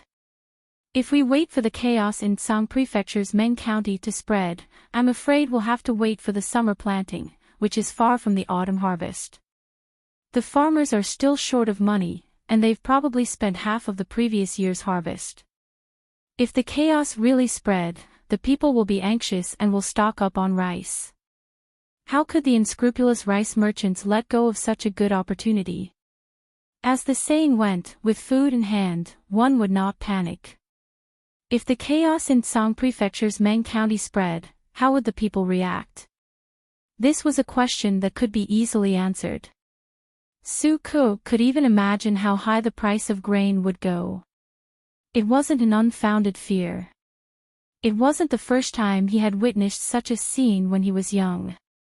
His mother sewed, mended, and washed clothes for others. The few acres of farmland that she had planted had all been sold. The small amount of money that she had worked hard to save for a year was not even enough to buy 20% of the food she had before. In other words, the price of food had increased to 5 times or even more than the usual price. Why would those merchants and wealthy families who had rice granaries in their hands care about the common people who couldn't afford rice and could only endure the starvation? Dongqing had been suffering from drought and floods for years, so there was a shortage of grain. The people who couldn't afford it could only dig up wild grass and tree roots, or even eat guanine clay. He had been a ranger for a period of time, hoping to help the weak.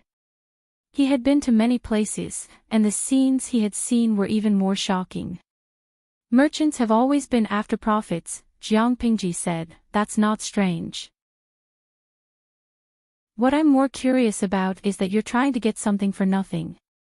Su Ku was stunned, and then he said with admiration, getting something for nothing. Lang Jun, that's a good description.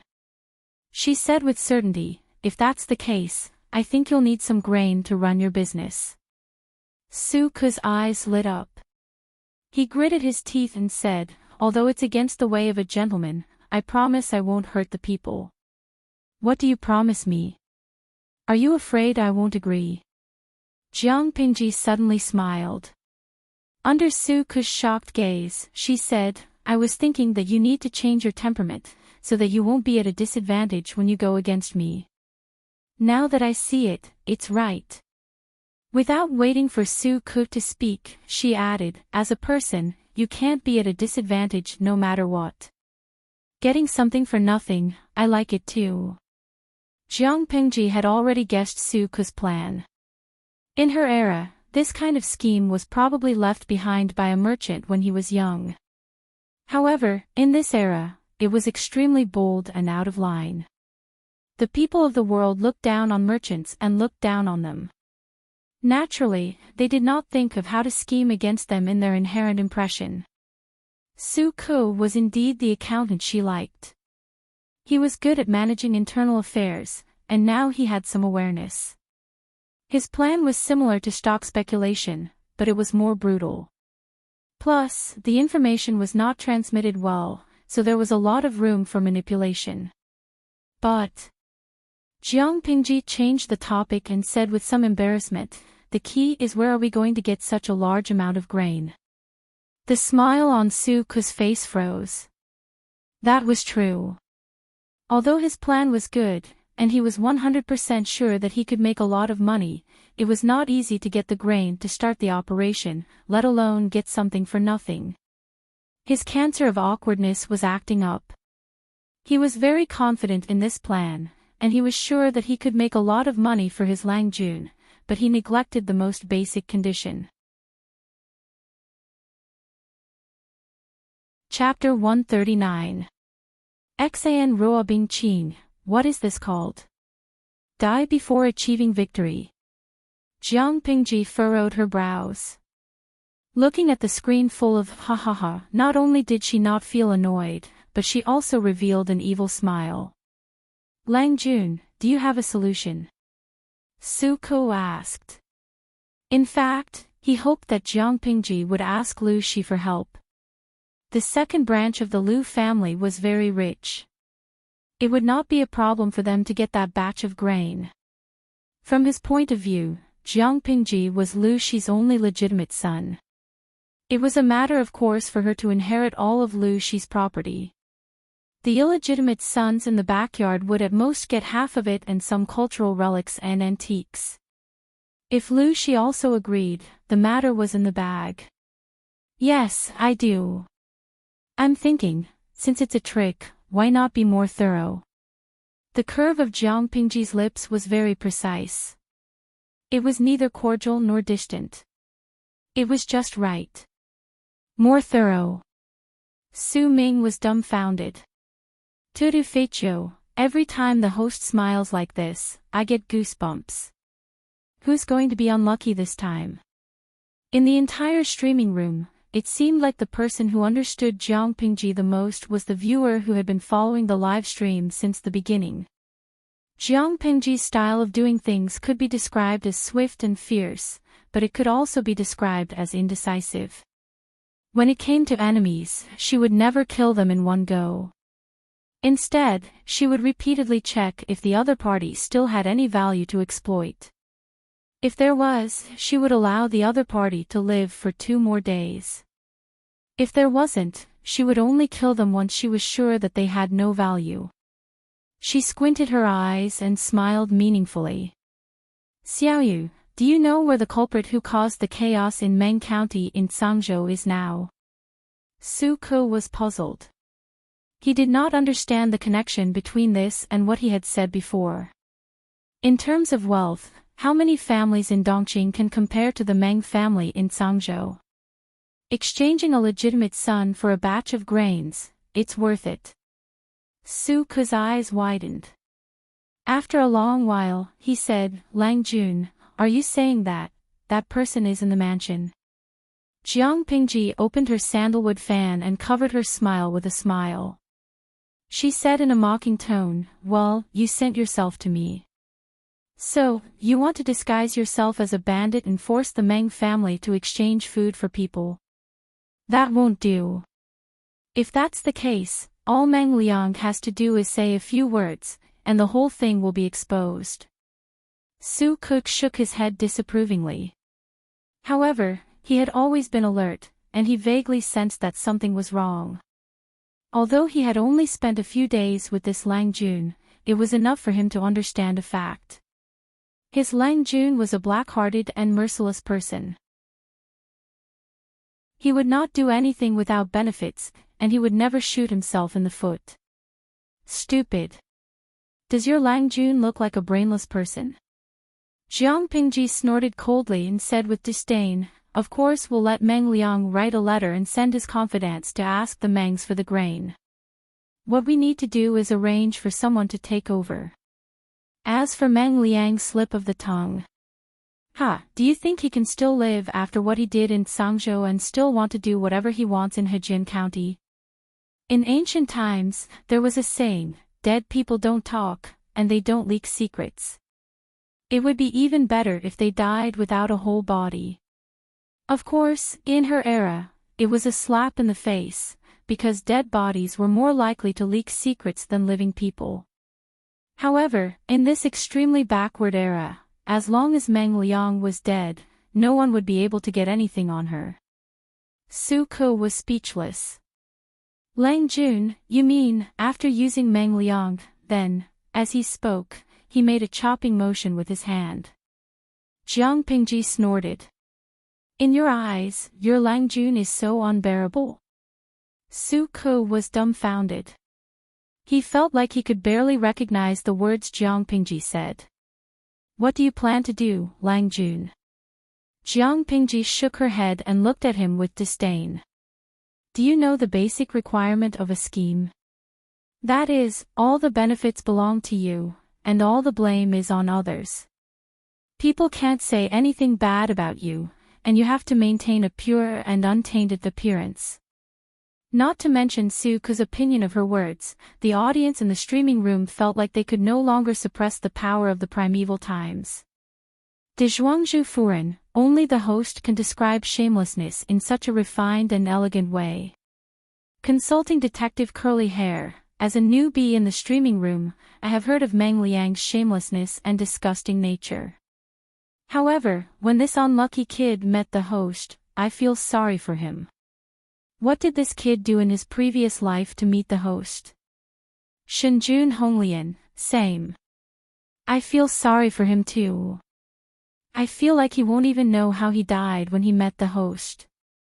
Although Jiang Pingji was so dark that her original form could no longer be seen, she was far more popular than the Virgin of 100 Flowers. The audience in the streaming room watched the live stream for novelty and pleasure. What she did really tickled the itch in their hearts. 1 word, pleasure. 2 words, pleasure. Inmei Zhangguazi, #laughtercry. Am I the only one who noticed that the host said that it was the basic requirement of a scheme? Then what is the next step? I'm trembling in fear. I pity the host's future opponent in advance.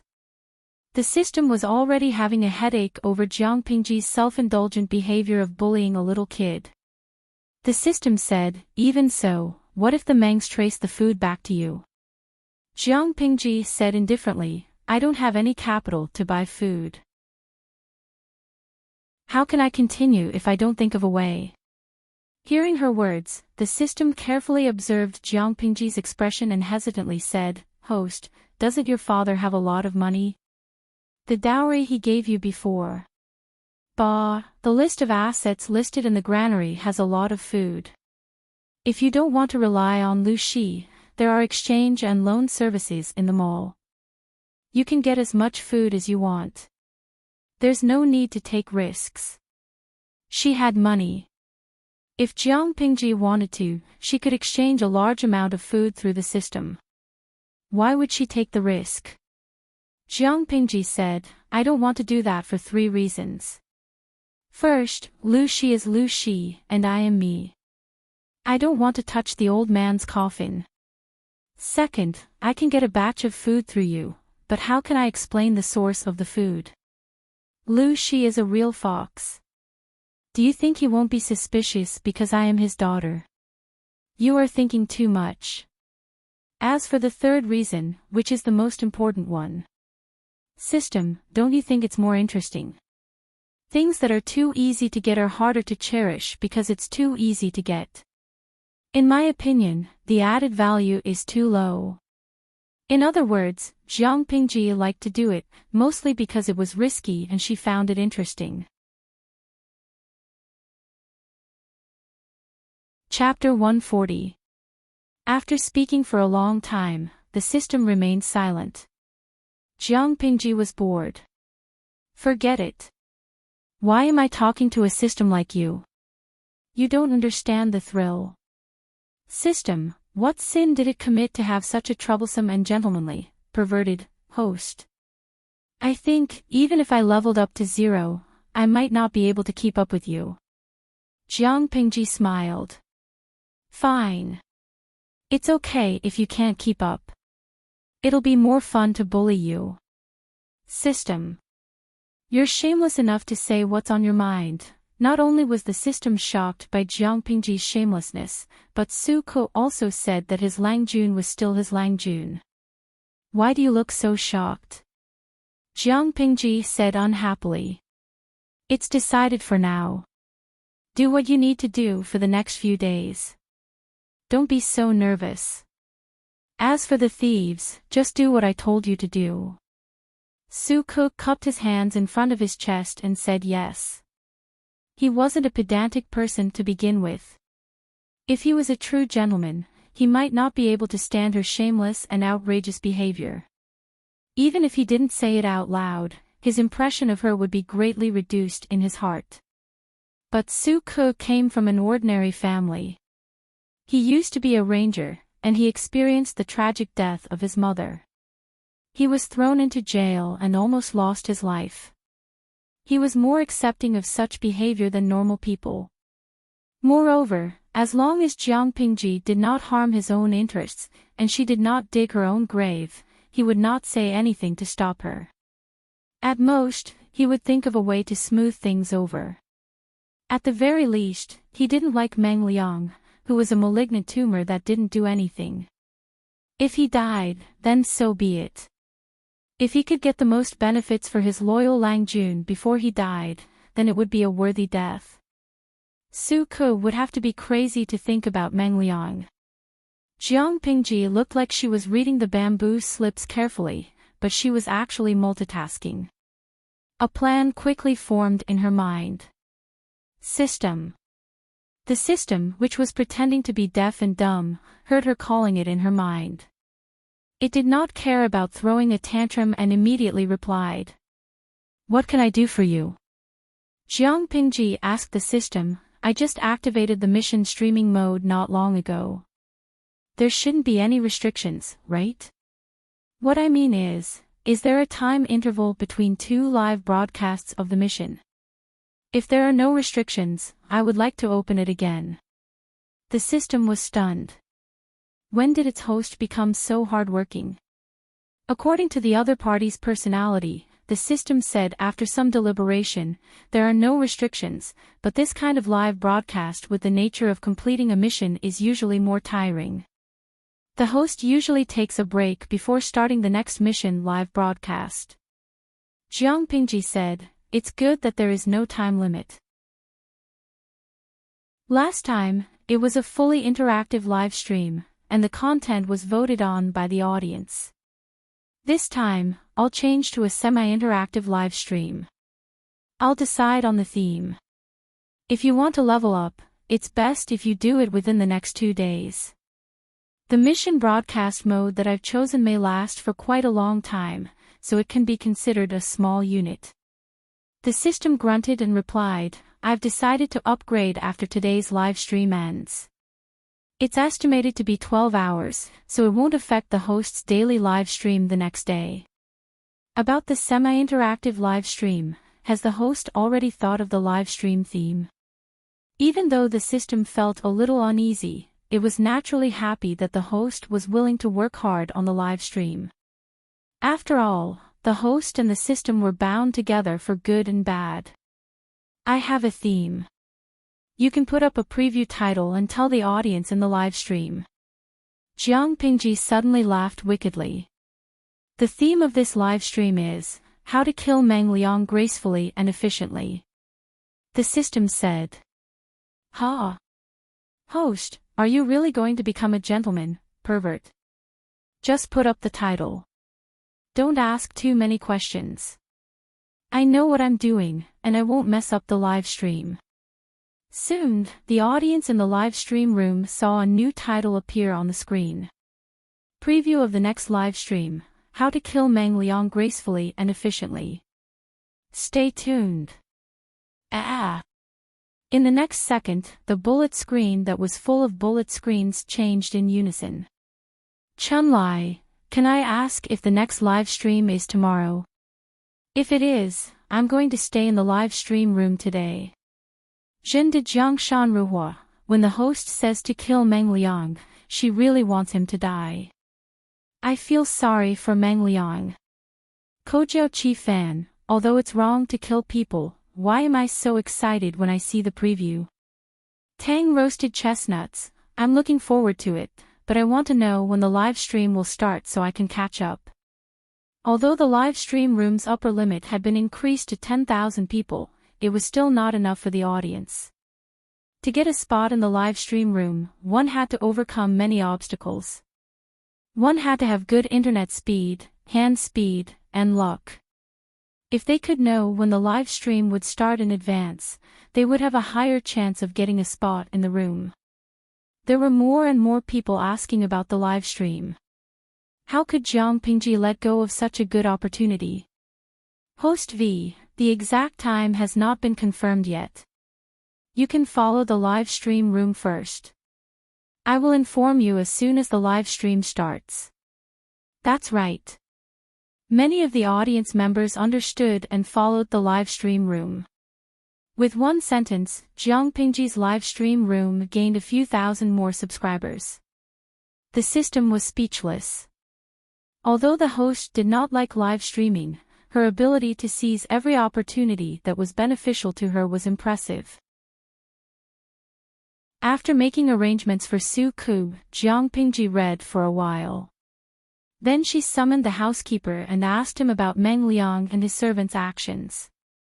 The old housekeeper seemed to be prepared. He reported Meng Liang's entire day's schedule in detail. He had been the housekeeper of the Lus for many years. How could he not be smart and capable? He knew about Meng Liang's situation, but as a servant, he knew what to say and what not to say. All he had to do was keep it in mind. No matter whose son Meng Liang was, whether he was a dragon or a tiger, he had to kneel before him, let alone a worm. Keep an eye on Meng Liang. Let me know immediately if there's any news. At this point, Jiang Pingji suddenly paused and added, in addition, when the servants wash their clothes and tidy up their rooms, tell them to pay attention to the items that the master and servant are carrying with them. Also, don't let them get close to the kitchen. As she spoke, she took out the sachet from Yingchen house. Even if the housekeeper was knowledgeable, he would not know what it was. Chapter 141. We provide you with exciting novels to read. Jiang Pingji sneered. The dried herbs inside have the ability to confuse one's mind. If you grind them and turn them into spices and burn them in an incense burner or mix them with food, it can make people sweat, increase their heartbeat, narrow their minds, and create a sense of pleasure. Of course, if you put too much of it in, it can make people's hearts stop beating, their limbs twitch, and their mouths foam. The audience in the live broadcast room heard her words and became vigilant. Why did these descriptions sound so much like those things? Kojiao Dandan, damn, these spices can't be poppies, right? Jinda Jiangshan Ruhua, have some common sense. How is this poppies? I'm a student of traditional Chinese medicine, but I've never seen anything like this. The world that the streamer is in is different from ours. It's normal to see strange plants. Tang Chao Lizi, streamer, it's better to destroy these things as soon as possible. I'm scared just by looking at them. Not only were the audience in the streaming room scared, but the old housekeeper also trembled. His face was full of shock and worry. How could his Lang Jun have such an insidious thing? Lang Jun, do you want me to mix these into Meng Liang and his servants' meals? Before the old housekeeper could finish his sentence, Jiang Pingji interrupted him. I got these things from somewhere else, but they're related to Meng Liang. I'm afraid they have these things with them too. It would be bad if they were made into powder and mixed with spices or food that has a strong taste. She purposely exaggerated the negative effects. The spices did have the effects she said, but they needed to be purified and concentrated. At the moment, if the dosage was right, it was a kind of spices that could refresh one's mind. However, the herbs in the 2 sachets in her hands had been purified in large quantities. If they were placed in a room with poor ventilation for a long time, it would indeed cause one to be in a trance. Those bastards had defiled so many women. The spices must have contributed to it. Jiang Pingji wanted to keep Meng Liang and his servant alive for a few more days, but that didn't mean she wouldn't restrict their actions. If they were to fool around in the last few days of their lives and hurt some innocent women, wouldn't Jiang Pingji be their accomplice? Not to mention that the master and his servant had their eyes on the second lady and the other women in the inner court. Hee, you really won't die if you don't court death. Since they didn't cherish their lives, then she would make full use of them. She didn't need to feel any negative emotions. When the old butler heard this, he instantly became spirited. His old face was filled with anger as he said fiercely, if that bastard really dares to harm people, this servant will personally break his legs. This is the Lu mansion of Hejin County, not the Meng mansion of Zhangzhou. Jiang Pingji was secretly amused and said, send someone to keep an eye on them in case they cause any trouble. Anyway, in a few days, they will leave the Lu residence. They won't be an eyesore to you. Maybe, you won't have this chance in the future. The old butler solemnly accepted the order, but when his gaze fell on the 2 sachets, he hesitated. After some thought, he tried to dissuade her.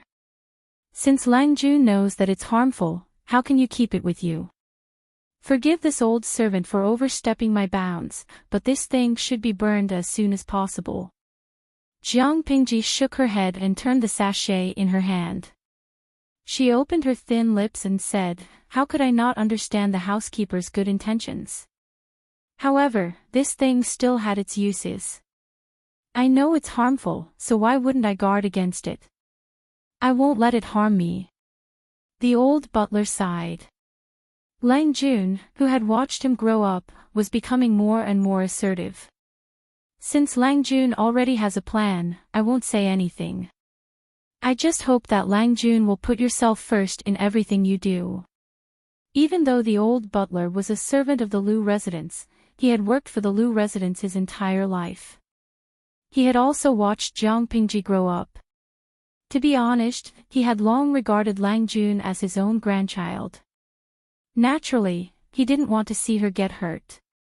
Yes, I know what I'm doing. Don't worry, housekeeper. Jiang Pingji nodded. She was playing with others, and she was happy for herself. How could she be stupid enough to get herself into trouble? That was all he had to say, but he suddenly thought of something and said to the housekeeper, by the way, as for Su Ku, ask someone to find out if he has any relatives in his family. If they are close to Su Ku, take care of them. The housekeeper was stunned. He didn't expect his Lang Jun to think so highly of Su Ku. However, when he thought of his master's attitude towards Su Ku, the old housekeeper calmed down a lot. He couldn't help but wonder if Su Ku had a bright future. Yes, housekeeper. Jiang Pingji nodded. I trust you, housekeeper. She suddenly made this decision not because of anything else, but because she suddenly remembered what Lu Shi had told her. In this era, blood ties were highly valued, followed by non-blood relationships such as teacher-student friendships. The structure of the social relationships between people was very different from the society she was familiar with in the past. For example, in the matter between the second lady and Meng Liang, in her opinion, Meng Liang deserved to die. No matter how much she cared about the second lady's feelings, it couldn't erase Meng Liang's sins. The answer was no, so Meng Liang had to die. Thinking about it was a waste of time. But in the eyes of the people in this world, her normal reaction seemed too cold-blooded, even heartless. Of course, that didn't mean that she was a person with high IQ but low EQ. In fact, her EQ was quite high. So after realizing that, she had to change her way of doing things.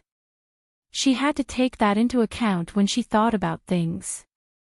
Su Ku was the guinea pig for the experiment. The housekeeper was swift and decisive. He was much more decisive than the younger ones. Lang Jun, this is what they're hiding. He pushed a delicate rouge box the size of a thumb forward. The old housekeeper was so angry that he almost blew his beard and glared at them. If it wasn't for Jiang Pingji's special instructions, who would have thought that the master and servant would bring such a dirty thing into the Lu residence? But the Lu's was not the palace. They wouldn't search people when they entered or left, and they wouldn't check the luggage of their guests. It's quite an exquisite effect. Jiang Pingji took the box and opened it. She saw that the powder in the box had been pressed into the shape of a cake. Even from a distance, she could smell the rich and refreshing fragrance. If she breathed it for a long time, she would feel uncomfortable and hot all over. The old housekeeper saw that she was about to touch the powder with her finger and quickly stopped her. He said, Lang Jun, don't be careless. This thing. Chapter 142. The box was the size of a fingernail. Inside it was the powder of the herbs that had been purified and ground.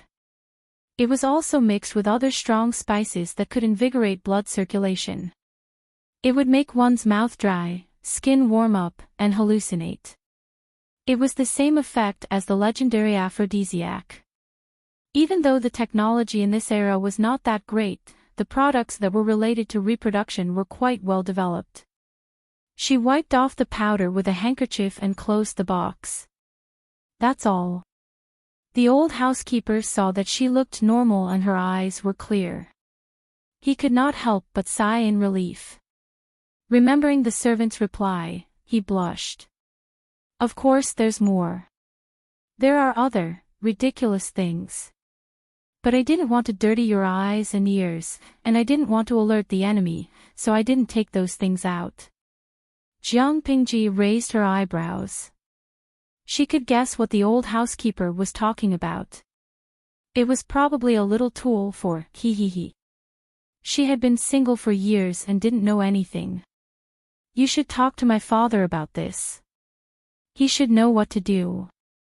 That Meng Liang is not a good person. Who knows what kind of good intentions he has for bringing these things into the Lu Manor. Jiang Pingji said as she put the box into her purse.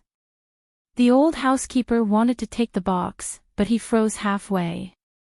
Since Meng Liang was the second lady's son and entered the manor as the second lady's niece, it was logical for him to eat with the second lady in the name of filial piety.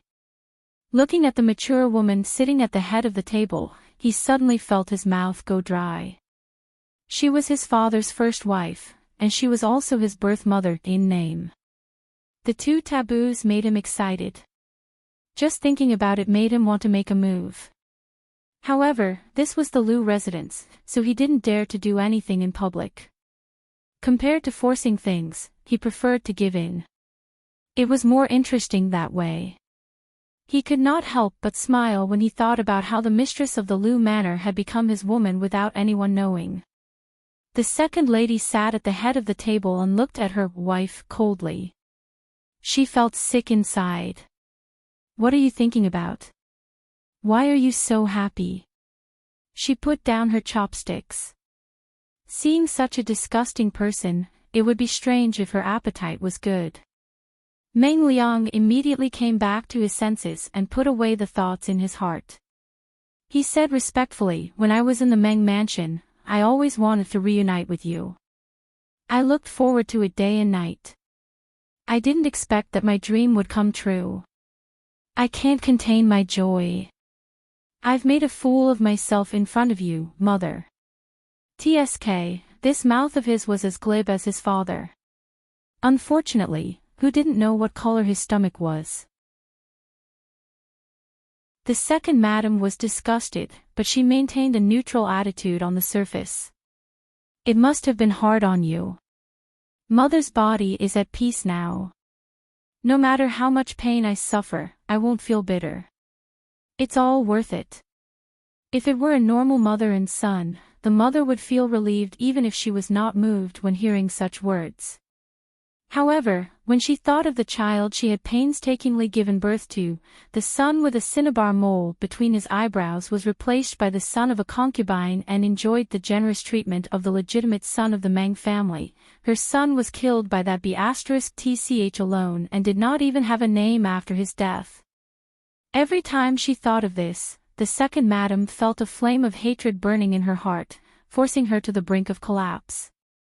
When she was in a bad mood, the second madam found an excuse to send Meng Liang out. He still wore the mask of a filial son, so he naturally did not dare to disobey. However, Meng Liang did not dare to get angry at the second madam, but couldn't he vent his anger on the manservant beside him? The manservant was loved by Meng Liang and was still living a comfortable life. Naturally, he had a way to appease Meng Liang. It's my honor to scold and hit you, Lang Jun. The servant's face was slapped a few times, and both sides of his cheeks quickly became red and swollen. His skin was thin and fair, so the two palm marks were very obvious. However, if others saw it and misunderstood Lang Jun, wouldn't it be your servant's fault? Please calm down. When we enter the room, you can scold me however you want. Be careful that your hand hurts. Meng Liang was so angry that he snorted heavily. He entered the room, sat down, and gulped down 2 cups of tea. The manservant knew Meng Liang very well. Once he showed such an attitude, he must have been humiliated by someone. Humph, what a cold-hearted woman. No wonder father hated her to the core. Meng Liang thought of the second madam's perfunctory attitude. He could not help but feel angry. He had not even been this filial to his own mother, but that woman was still so pretentious. She had even sent him out hastily just now. It was such a disgrace. The manservant rolled his eyes and said, "Lang Jun, don't be angry. You were raised by master, so it's normal for her to not be close to you. Then what else can I do? She's always guarded against me. She doesn't even drink the porridge I sent her, and she doesn't let me get close to her." The manservant thought about it and said, "In my opinion, Lang Jun can be a little more indirect. She fell out of favor not long after she gave birth to her son. Later, she remarried Lu Zhongqing. She cares about Lu Zhongqing's second legitimate son, so it's not like she didn't fall in love with him. It's obvious that she still cares about her son. How about this, Lang Jun, get closer to Lu Lang Jun and be on good terms with him. That way, Madam's attitude will naturally soften." Meng Liang raised his head and looked at the manservant suspiciously. "You stupid advisor, do you think this suggestion will work?" The manservant let out a sigh of relief. "Lang Jun, why don't you give it a try and you'll know. If this doesn't work, it won't be too late for you to settle the score with me. You're that madam's biological son. No matter how cold she looks, she's still on your side. What's more, Lu Lang Jun is the legitimate son of Lu Zhongqing's first wife. If that madam gives birth to a legitimate son in the future, wouldn't her child be inferior to Lu Lang Jun?" Seeing that Meng Liang's expression had softened a little, he fanned the flames again. "In other words, don't think that madam treats Lu Lang Jun so well. She doesn't even know how much she hates him. No matter how distant you are from her, you're still the biological mother and son." Meng Liang thought about it and felt that it made sense. "Let's give it a try for now. If it doesn't work, then it's a bad idea. Be careful of your skin and flesh." The manservant smiled and flattered, but he was secretly relieved. He thought that he had diverted the trouble to Jiang Pingji, but he had no idea that he had fallen into Jiang Pingji's trap. She had already dug a few holes for Meng Liang to jump into.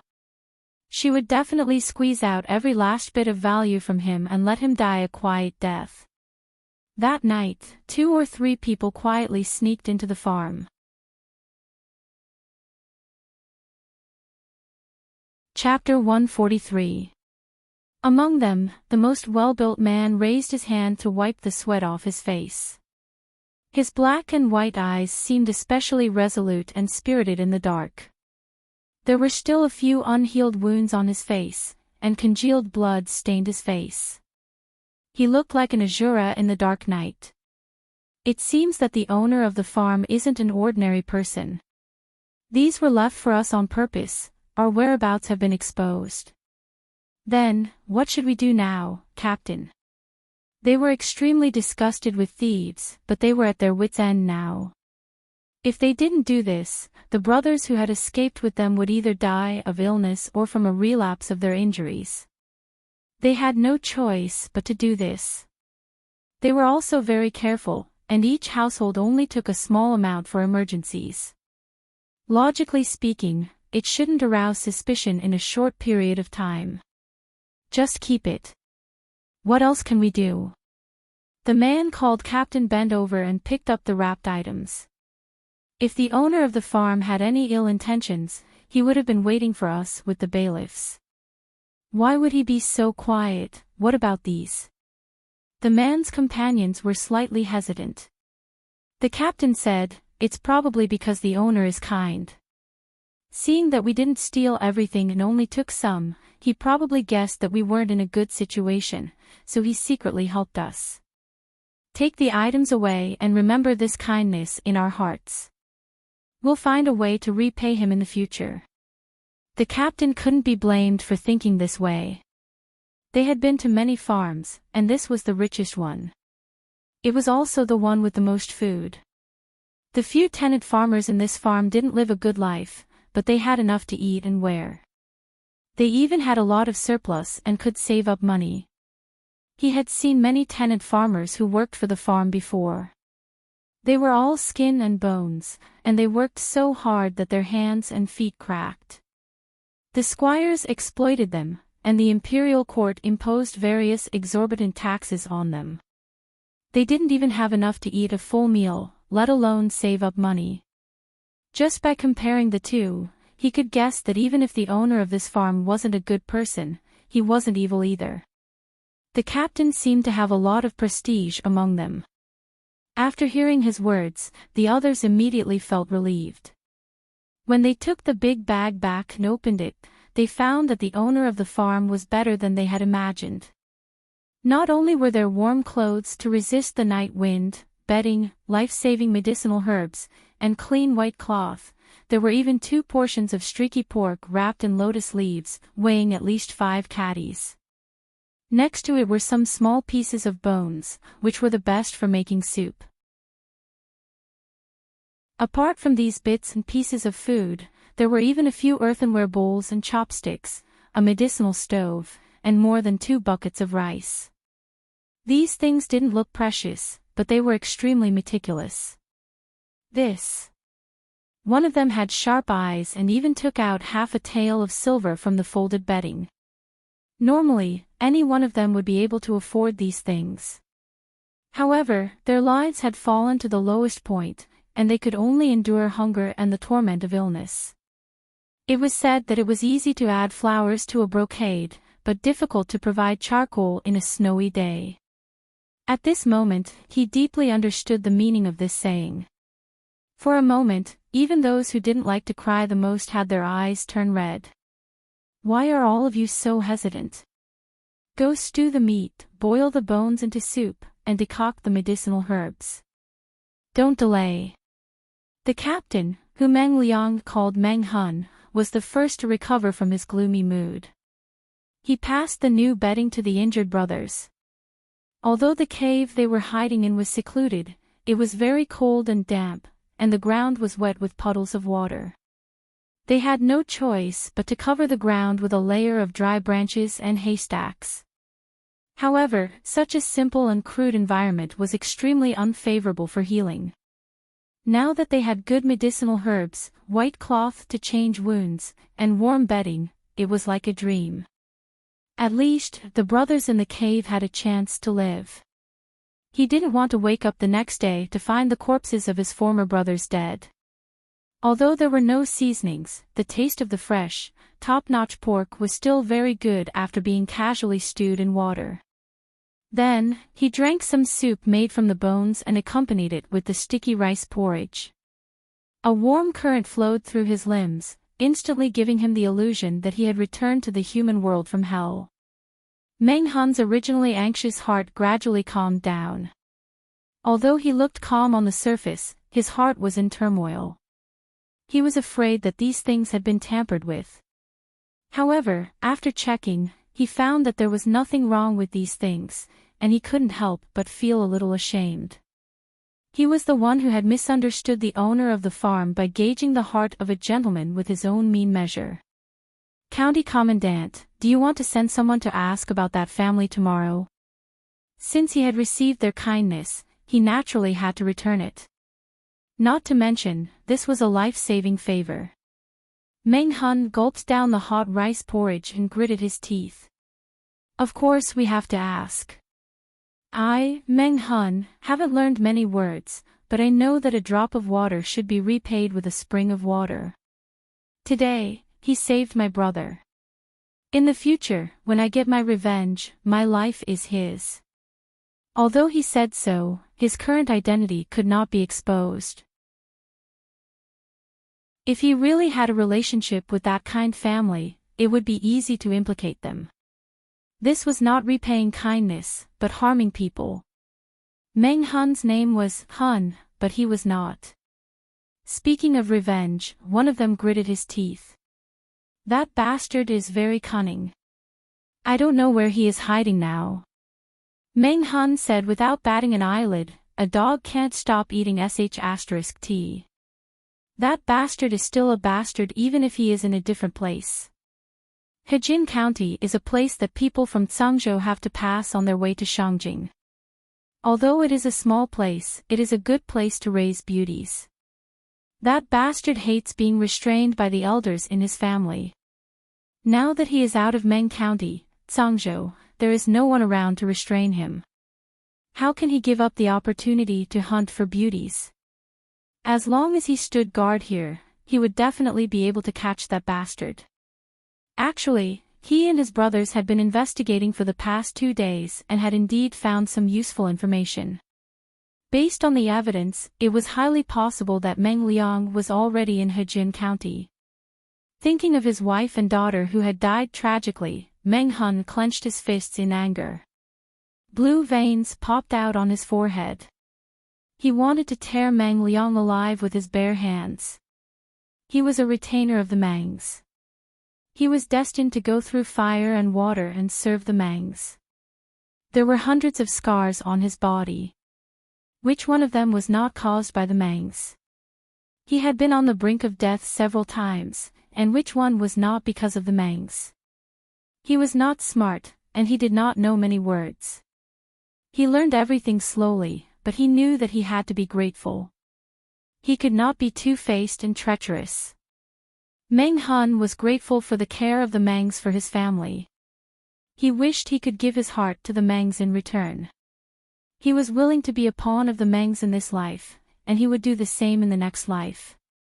But his loyalty was exchanged for the death of his wife and daughter.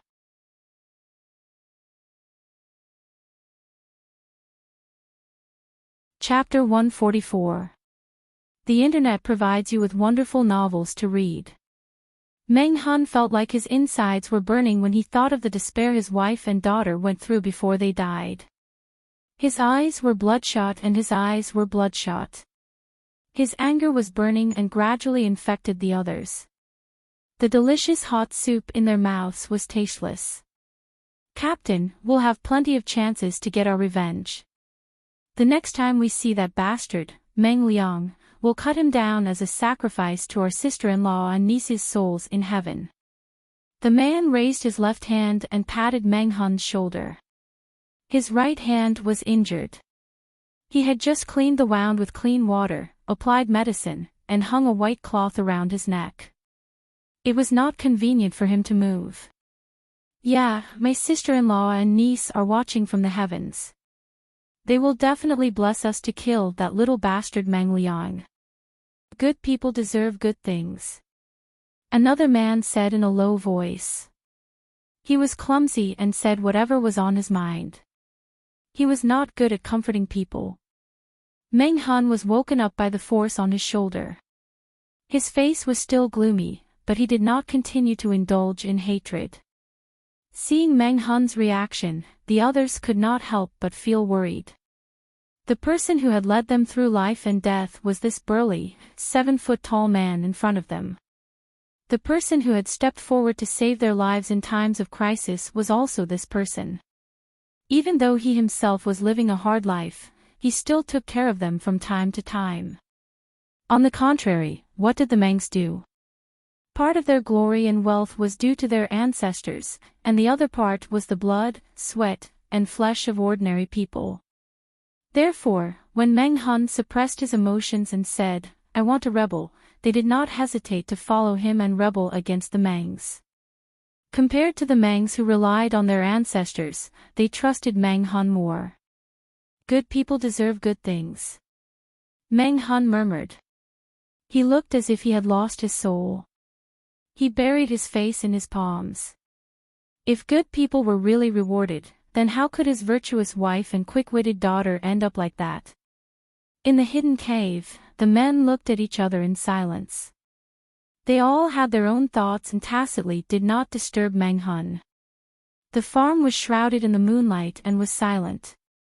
Nowadays, Su Cook could be considered as a trusted subordinate of the head of the family.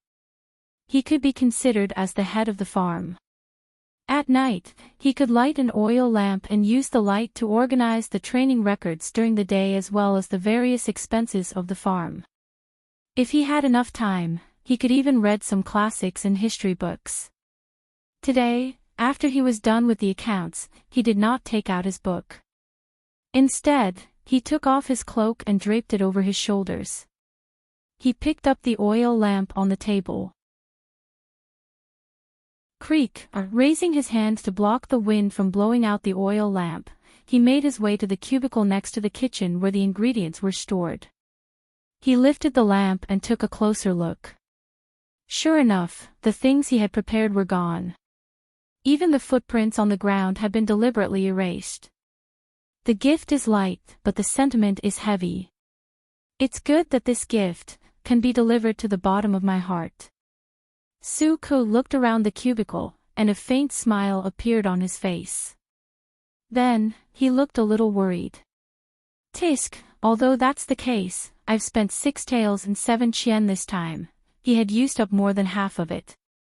If he had known earlier, he would have asked for more from Langjun. Suko frowned. He guarded the oil lamp, closed the cubicle door, and walked back to his room step by step.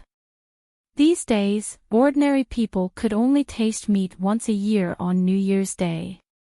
The 2 bags of pork belly were expensive. Moreover, he had specially gone to the pharmacy to pick out the medicinal herbs and white cloth. The medicine was effective, but it was also expensive. Those brand new bedding, warm clothes, pottery utensils, and so on, all added up to 6 taels and 7 copper coins. He only hoped that he would not make a mistake this time. If he ended up with a one-way ticket. He felt that it would be hard to appease his Langjun, who loved to make trouble. When that time came, he would be the one to face her anger. Suko closed the door, blocking out the cold outside. Suko moved the charcoal basin slightly closer to himself. The coldness in his body suddenly lessened, and his stiff and cold hands and feet slowly warmed up. Let's see how those people react tomorrow. We'll know then. Suko muttered. He used the oil lamp to read a bamboo scroll that he had borrowed from Jiangpingji's study.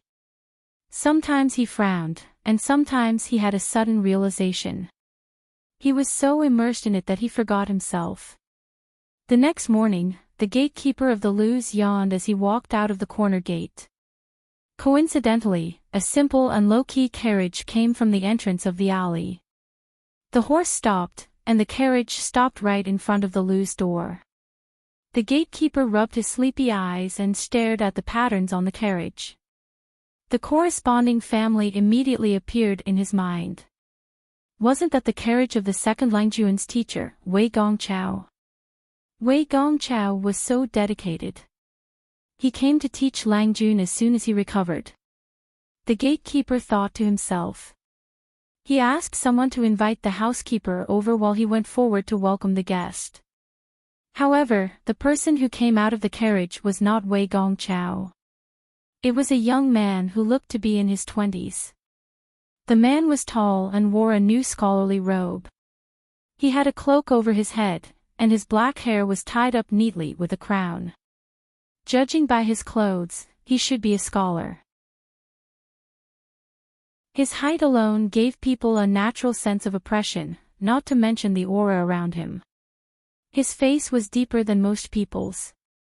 He didn't look like someone from the Central Plains, but more like someone from the northern borderline.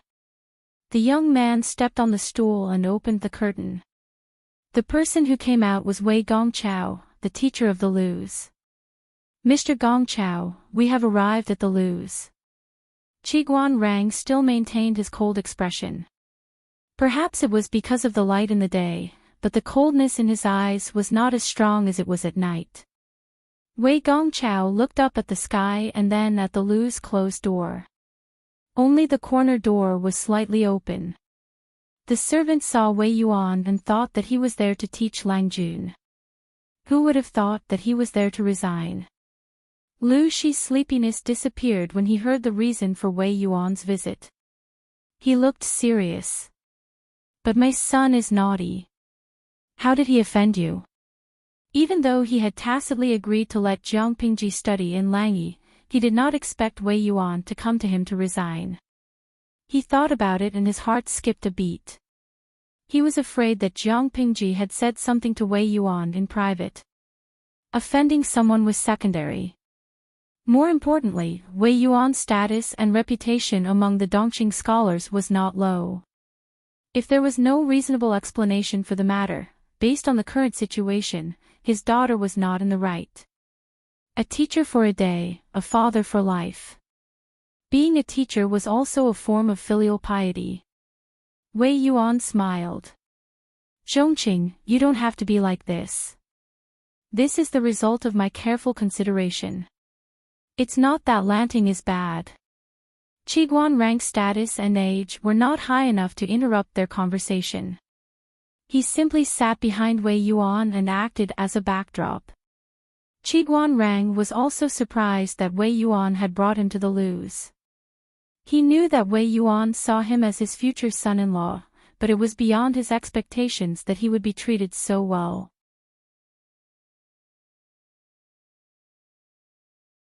Chapter 145. Lu Shi had already noticed the young man behind Wei Yuan. His heart was as clear as a mirror. Wei Yuan didn't bring the unfamiliar young man over to visit his relatives or simply to go through the motions. He most likely wanted to act as a middleman to introduce them to the young man. However, the topic was about resignation. It had nothing to do with the young man. Wei Yuan laughed bitterly and laughed at himself. Lu Zhongqing, do you really have to tear me apart before you're happy? Lanting isn't bad, but you know my temperament. You also know Lanting's temperament. If I continue to teach her, won't I mislead her? You won't be able to get even with me in the future. It's better for me to resign now. But... Lu Shi hesitated. Lanting studies, we've been teacher and student for a few years. I hope that one day, Lanting can be famous. As Wei Yuan spoke, he took out a letter of recommendation that he had written earlier from his sleeve. Lu Shi looked suspicious. He took the letter and was shocked. How can Lanting become Master Yuanjing's student with that little ability of hers? Wei Yuan shook his head. It's not that Lanting has to be Master Yuanjing's student. After all, that person has a strange temperament. You and I have heard about him. Lanting might not be able to like him. It's just that there are many talented people in Lanyi County. There are as many scholars as there are stars in the sky. It's easy to make friends. At Lanting's age, she should learn to go out and visit friends. She shouldn't be cooped up at home.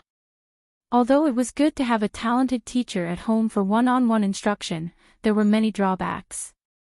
Wei Yuan always felt that his student's temperament was too introverted and shy. She didn't have any good friends or playmates of the same age. She stayed at home all day and refused to move. He didn't know that there was a special term for people like her who didn't go out all year round. If she continued to stay at home, she would definitely grow mold and mushrooms would grow. It would be great if Lu Shi could make a trip to Lanyi. It would be best if he could become a disciple of the Master of the Abyss. If there was no other way, Lu Shi could study in Lanyi Academy and make more friends. This would be very helpful for his future career. The officialdom was not a place that could be explored alone. If Lu Shi was just an ordinary aristocrat, as his son, Lu Shi would only need to be slightly more successful than him. However, the reality was that Lu Shi was famous in Dongqing and even the 5 countries. He had made countless enemies in the officialdom. This was a bit embarrassing. Lu Shi's political enemies couldn't do anything to his father, but couldn't they do something to his son? Even a fool knew that one had to pick the softest persimmon. In the future, Lu Shi would only be obsessed with literature. It would be fine if he did not get involved in politics, but once he did, he would immediately have a row of natural political enemies. In order to have an easier road in the future, it was important to start building connections now. How could Lu Shi not understand that Wei Yuan was thinking about Zhang Pingji? Even if Wei Yuan hadn't come to ask for his resignation, he would have waited for Wei Yuan's condition to improve before taking the initiative to visit him. Now that Wei Yuan had taken the initiative to step forward, it saved them a lot of unnecessary trouble. Lu Shi naturally wanted to return the favor. "My stubborn son has troubled you, Brother Gong Chao," Lu Shi said with a sigh. He carefully accepted Wei Yuan's recommendation letter. "We haven't seen each other for many years. I wonder if Brother Gong Chao would be willing to stay for lunch and drink with me." Wei Yuan and Lu Shi weren't that close in the past. They weren't close friends, but they were closer than ordinary friends. "Since you've asked, how can I refuse?" Wei Yuan stroked his beard with a satisfied smile. Lu Shi's reaction was within his expectations. Lu Shi was about to get up and order some food and wine. It was only then that he noticed the young man next to Wei Yuan. He looked a little surprised and teased, "Are you a descendant of Brother Gongcao's family?" Qiguan Rang had been looking down respectfully. When he heard Lu Shi mention him, he cupped his hands and bowed. Wei Yuan stroked his beard and smiled. "I'm not a descendant of my family, but I'm close." Lu Shi's heart skipped a beat. He knew that this was probably Wei Yuan's son-in-law candidate. His interest was piqued and he carefully examined the young man. To judge a person, one didn't just have to look at their appearance. More importantly, one had to look at their spirit. It could be said to be their temperament or their aura. Some people could wear mulberry linen with a leather brocade. Others, even if they wore gold and jade, looked like beggars on the side of the road. After a closer look, Lu Shi exclaimed, "I don't know where Brother Gong Chao found him. He's an outstanding young man." Wei Yuan's cheeks were flushed with joy when Lu Shi praised his son-in-law. He was proud of himself. Qiguan Rang didn't say anything. He just clenched his fists in his sleeves. Even if he could calmly plot to kill someone, how could he stay calm in front of the only person in Dongqing he had approved of, an idol? Wei Yuan smiled and waved his hand, saying that Lu Shi was praising him too much. "How should I address you?" Lu Shi didn't put on airs. Instead, he seemed very approachable. The question was directed at Qiguan Rang. It wasn't convenient for Wei Yuan to answer. He brought Qiguan Rang here to let him have a look at Lu Shi. He couldn't help him with everything. "I'm Qiguan Rang." "Greetings, Chief Lu." Lu Shi was silent for a while. Then, he asked with a smile, "Where do you live? Where are you from?" "Shangyu from the northern borderline," Qiguan Rang answered. Lu Shi looked down. His expression became more serious. His voice became softer. "Do you have a courtesy name?" "My master has taken it." "Courtesy name Wenzheng." Lu Shi was speechless. Right now, he really wanted to be alone.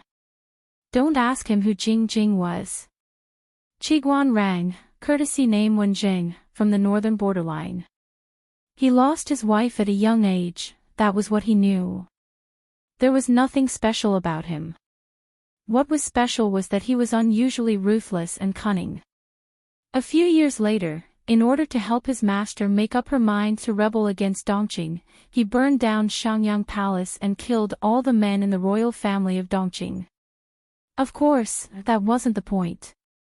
The point was that he was one of the few people who had defeated Emperor Qin, Lu Shi.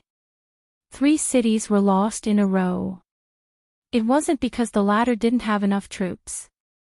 It was because Qiguan Rang was too cunning. If that was the case, Lu Shi wouldn't have wanted to be alone. According to Ah Min, although this person was talented, the lord he served was indecisive. People said that he was soft and did not have a mind of his own. In the end, another strategist took advantage of the situation and caused Qiguan Rang to lose his trust. Instead, he was put under house arrest and abandoned. What was the result? Qiguanrang set up a trap in the prison and put his master in a hopeless situation. On the day the city was conquered, he personally opened the gate to welcome the new master. Chapter 146. We provide you with exciting novels to read. Logically speaking, a man who was disloyal, job-hopping, and cheated his former boss would be despised by everyone. However, Qiguanrang was not despised by his new boss, the Emperor Qin. Instead, he was put in an important position and was promoted to be the emperor's confidant. Min had once said that Qiguanrang was a controversial person in both official and unofficial history. In Emperor Chen's think tank, he was not a very popular person. He did not have a good relationship with others, but he had been able to rise through the ranks. This was inextricably linked to Emperor Chen's constant protection. Lu Shi carefully observed Qiguanrang, trying to find a trace of something on his face. What trace? It was a mystery that Min had been thinking about before her death. The Emperor Chen's throne had always been empty and the harem was empty. There was no trace of a male partner in the official history. However, he had a daughter and a strange man's body was buried in the imperial mausoleum. So here came the question. Who was Jiang Gaozong's father? According to Min's chatter, it seemed that the later generations had guessed the men around the emperor. There were all kinds of sadomasochism, and each had their own reasons for being on the list. The reason why Qiguanrang was in the top 10 was because of the emperor's protection and trust in him. This was a privilege that many people did not enjoy. It should be known that Qiguanrang had done many things. According to the customs of the time, it was not an exaggeration to say that Qiguanrang would have died 100 times over. If he was disloyal once, he wouldn't die 100 times. How many people thought that Qiguanrang's loyalty was almost non-existent and that he would stab the emperor in the back? But the emperor's words made everyone shut up. It was even written into the official history and could be verified. In this big world, who can be called a wise ruler other than me? Qiguanrang had said, a virtuous minister chooses his master. The emperor had said that she was the only wise ruler in the world. In other words, who else would Qiguanrang be loyal to besides her? Who else could he be loyal to? Lu Shi thought about it a few times, but there was no change in his expression. Instead, he said naturally, Wenjing. That's a good name. Good, my ass. Proof, admonition, from the words, the voice. However, if one were to look at Qiguanrang's future life, only the love and hate entanglement described by Min, would the things he did be worthy of this cousin's name? Qiguanrang did not know that Lu Shi's heart had completely let go of himself. His mind was full of rich and colorful thoughts, which made people speechless. You don't have to be so restrained. Since brother Gong Chao and I are of the same generation, you are also considered to be my junior. Lu Shi changed the topic and said, Lanting told me before that brother Gong Chao's family has an extraordinary young man. I think he must be Wenjing. His words were full of affirmation for Qiguanrang. Although his idol was so approachable, Qiguanrang faintly felt that something was wrong. He thought that he was a little untalented, but Lu Shi did not test him, nor did he try to test him. Instead, he was so sure of himself. His words did not seem to be fake, but very sincere. It seemed that he really knew something and had seen through him from the beginning. Before Qiguanrang could think further, Lu Shi called the housekeeper over and asked what Jiang Pingji was doing. Wei Yuan was satisfied and took the initiative to say, I still have some things to discuss with Zhongqing. Wenjing, go and see Lanting for me. As for what they were going to discuss, only he and Lu Shi knew. Dongqing was on the verge of collapse, but there were still people living in a drunken stupor. Wei Yuan was anxious and had no choice but to come to Lu Shi to find out what was going on. He also wanted to find out more about Lu Shi's relationship with the Mengs in Tsang Prefecture's Meng County. Have you seen my father? Qiguan Rang was led to Jiang Pingji's study by the housekeeper. As soon as he entered, he saw Jiang Pingji leaning on the table without a care for her image. Her long hair was tied behind her head and she looked like she had just woken up. There were a few bamboo scrolls and books beside her. Yes, I have. Qiguan Rang walked in and sat not far from her. Although they had only met twice, they had a feeling that they were in tune. Jiang Pingji sat up straight and asked with a smile, "How do you feel?" Qiguan Rang considered his words. Chief Lu is approachable. I don't think he is as difficult to get along with as the rumors say. I've heard of his pacification of Hu County. I originally thought that this person would be rather aggressive or unruly, worthy of being a great ruler. Now that I see it, he seems rather benevolent. So? Jiang Pengji asked. Qiguan Rang touched his forehead with his hand and said with a smile, "It seems that County Chief Lu has an advisor who is quite fierce and ruthless. From what I saw just now, he is gentle, generous, and benevolent. If it were not for his advisor, I think Chief Lu would have taken over Hu County with a gentle approach. He would not have acted so forcefully by suppressing the local gentry in Hu County. As the saying goes, it is easy to change mountains and rivers, but it is hard to change one's nature. If there is no external influence, one's actions will follow a certain pattern." Whether it was Qiguan Rang or Jiang Pingji, both of them could predict a person's reaction to certain things based on their temperament. Hu County was a tumor that was difficult to cure. The only way to survive was to dig deep and eradicate the source of the disease.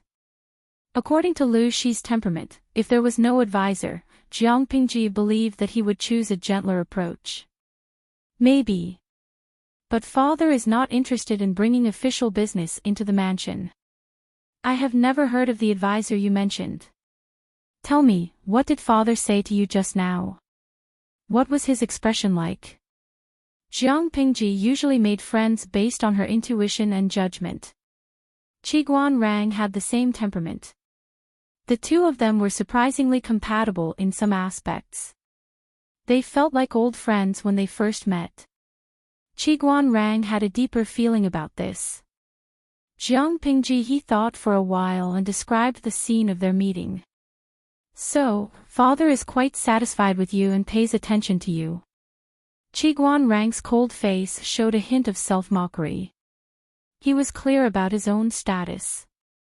If Wei Yuan had not thought highly of him and wanted to find a son-in-law, he would have been just a commoner at the border. Half of his blood was from the northern borderline.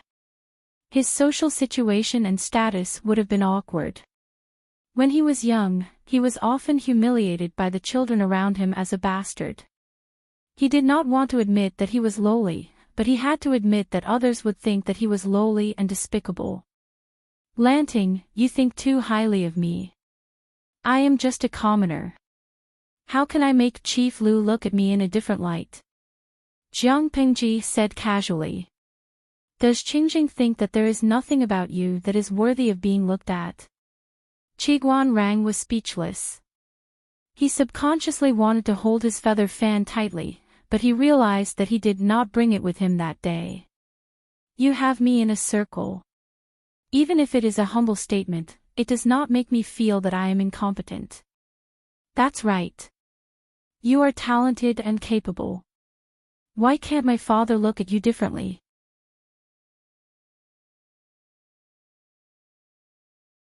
Chapter 147. The internet provides you with wonderful novels to read. If the system wasn't upgrading, it would have jumped out to complain. Who else would be as narcissistic as she was? Qiguan Rang sighed and told the truth. I'm a little nervous about Chief Lu's hospitality. Jiang Pingji laughed. Why are you so nervous? My sister is only 9 years old. She won't be looking for someone as old as you. So, don't worry. It's good for you that he thinks highly of you. Just accept it. Qiguan Rang was speechless. She had a point. Unlike Feng Jin, who was rendered speechless by Jiang Pingji, Qiguan Rang was not afraid of her at all. Look at that mouth of yours. I wouldn't be surprised if someone taught you a lesson because of your blabbermouth one day. When Jiang Pingji teased him with a son-in-law joke, he really wanted to teach her a lesson. Jiang Pingji opened her eyes and smiled. TSK, you really don't know how to play to your strengths and avoid your weaknesses. Qiguan Rang was suspicious. Play to my strengths and avoid my weaknesses. Those who can out-talk me can't beat me in a fight. Those who can beat me haven't been born yet. Qiguan Rang was speechless. He suddenly wanted to be alone. Jiang Pingji frowned and asked Qiguan Rang, how do you plan to deal with that? Although she did not say it explicitly, Qiguan Rang understood her meaning and instantly understood what she was referring to. It's a bit difficult. The Mengs obviously want to protect Meng Liang. I'm afraid Gong Chao alone won't be able to do anything. Unless... Qiguan Rang rolled his eyes and smiled darkly. I can't do it openly. I'll have to resort to trickery. Without the protection of the Mengs, who would care about Meng Liang? Do you have a plan? Jiang Pengji asked. Qiguan Rang thought for a moment and said, I heard that after the Meng family army appeared to quell the rebellion, the county governor's manor disappeared without a trace. No one knows if he's dead or alive, and there aren't many rumors about him. I have a guess. What would the county chief do if he's not dead? I've asked the merchant about the county military officer in detail, so I have some confidence in my speculation. She paused for a moment before continuing, based on that county captain's character, I'm afraid he won't let this go easily. How could he let go of the culprit, Meng Liang, if he could burn down the prefectural governor's mansion and betray the Meng family? Perhaps that person is just hiding his tracks to hunt down Meng Liang. In other words, if Meng Liang is in Hejin County, the county captain is most likely in Hejin County as well. Jiang Pingji listened attentively to Qiguan Rang's words, then laughed. So, Wenjing wants to kill with a borrowed knife. He openly admitted, Mr. Gong Chao is no match for the Meng family. If you want to take revenge, you can't expose yourself. If he were to be exposed, even if he had a belly full of anger, he would have to suppress it and endure it. If Wei Yuan did not have the confidence to extricate himself from this matter, the Mengs would take revenge on him. By then, his family would be ruined and the price to pay would be too high. Based on these considerations, Wei Yuan had to think it over carefully. Jiang Pingji said, Wenjing's thoughts coincide with mine, but I think it's a loss if it's just this. A loss? Why do you say that? She stood up and said to Qiguan Rang, Wenjing, follow me somewhere. You'll know when you see me.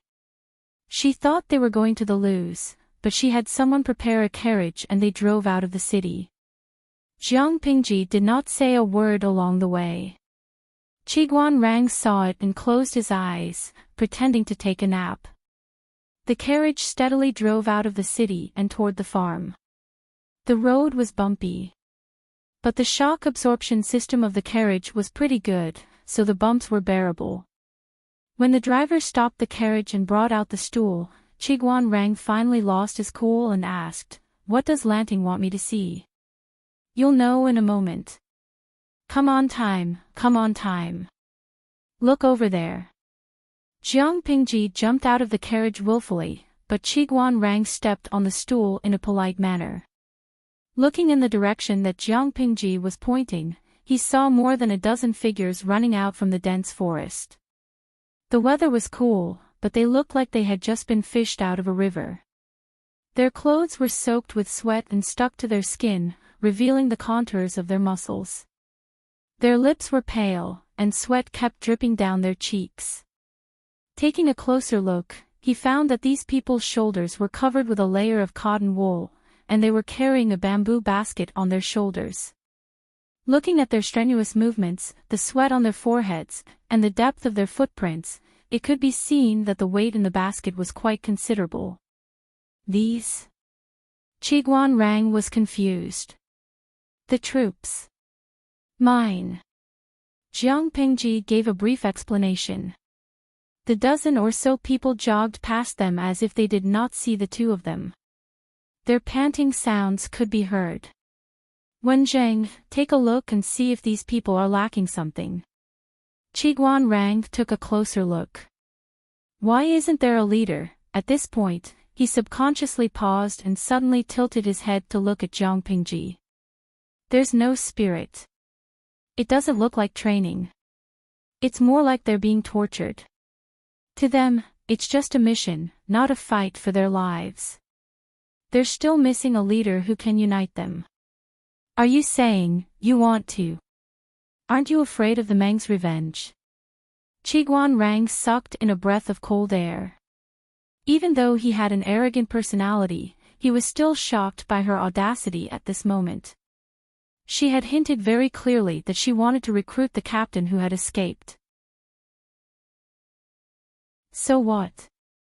Jiang Pingji said indifferently. They relied on their ancestors to get to where they are today. They don't think about improving themselves, and each generation is more useless than the last. Who knows, when the nest is overturned, there will be no unbroken eggs. Dongqing is in danger, and the Mengs can't do anything about it. Qiguan Rang was so shocked that he forgot to speak. He had thought about her words thousands of times in his heart, but he did not dare to say that the country was about to pass away. Jiang Pingji snorted disdainfully. As far as I know, the four factions of Nanman and Nanxing are going to have a winner soon. Do you think that Dongqing is connected to Nanxing and has internal and external troubles? If Nanxing is defeated and asks for help, can Dongqing still stay out of it and live peacefully? If Nanxing was destroyed by the four factions of Nanman, Dongqing would have to face the joint attack of the four factions of Nanman and the three tribes of the northern borderline. In order not to fall into such a situation, if Nanxing came to ask for help, Dongqing would have to lend them. Here was the problem. Dongqing emphasized culture and restrained martial arts. The only military general they could send out was the residence of the Count of Jinbei. Furthermore, the current government was eyeing the military power in the residence of the Count of Jinbei and saw them as a thorn in their side. Was there still a chance to turn the situation around?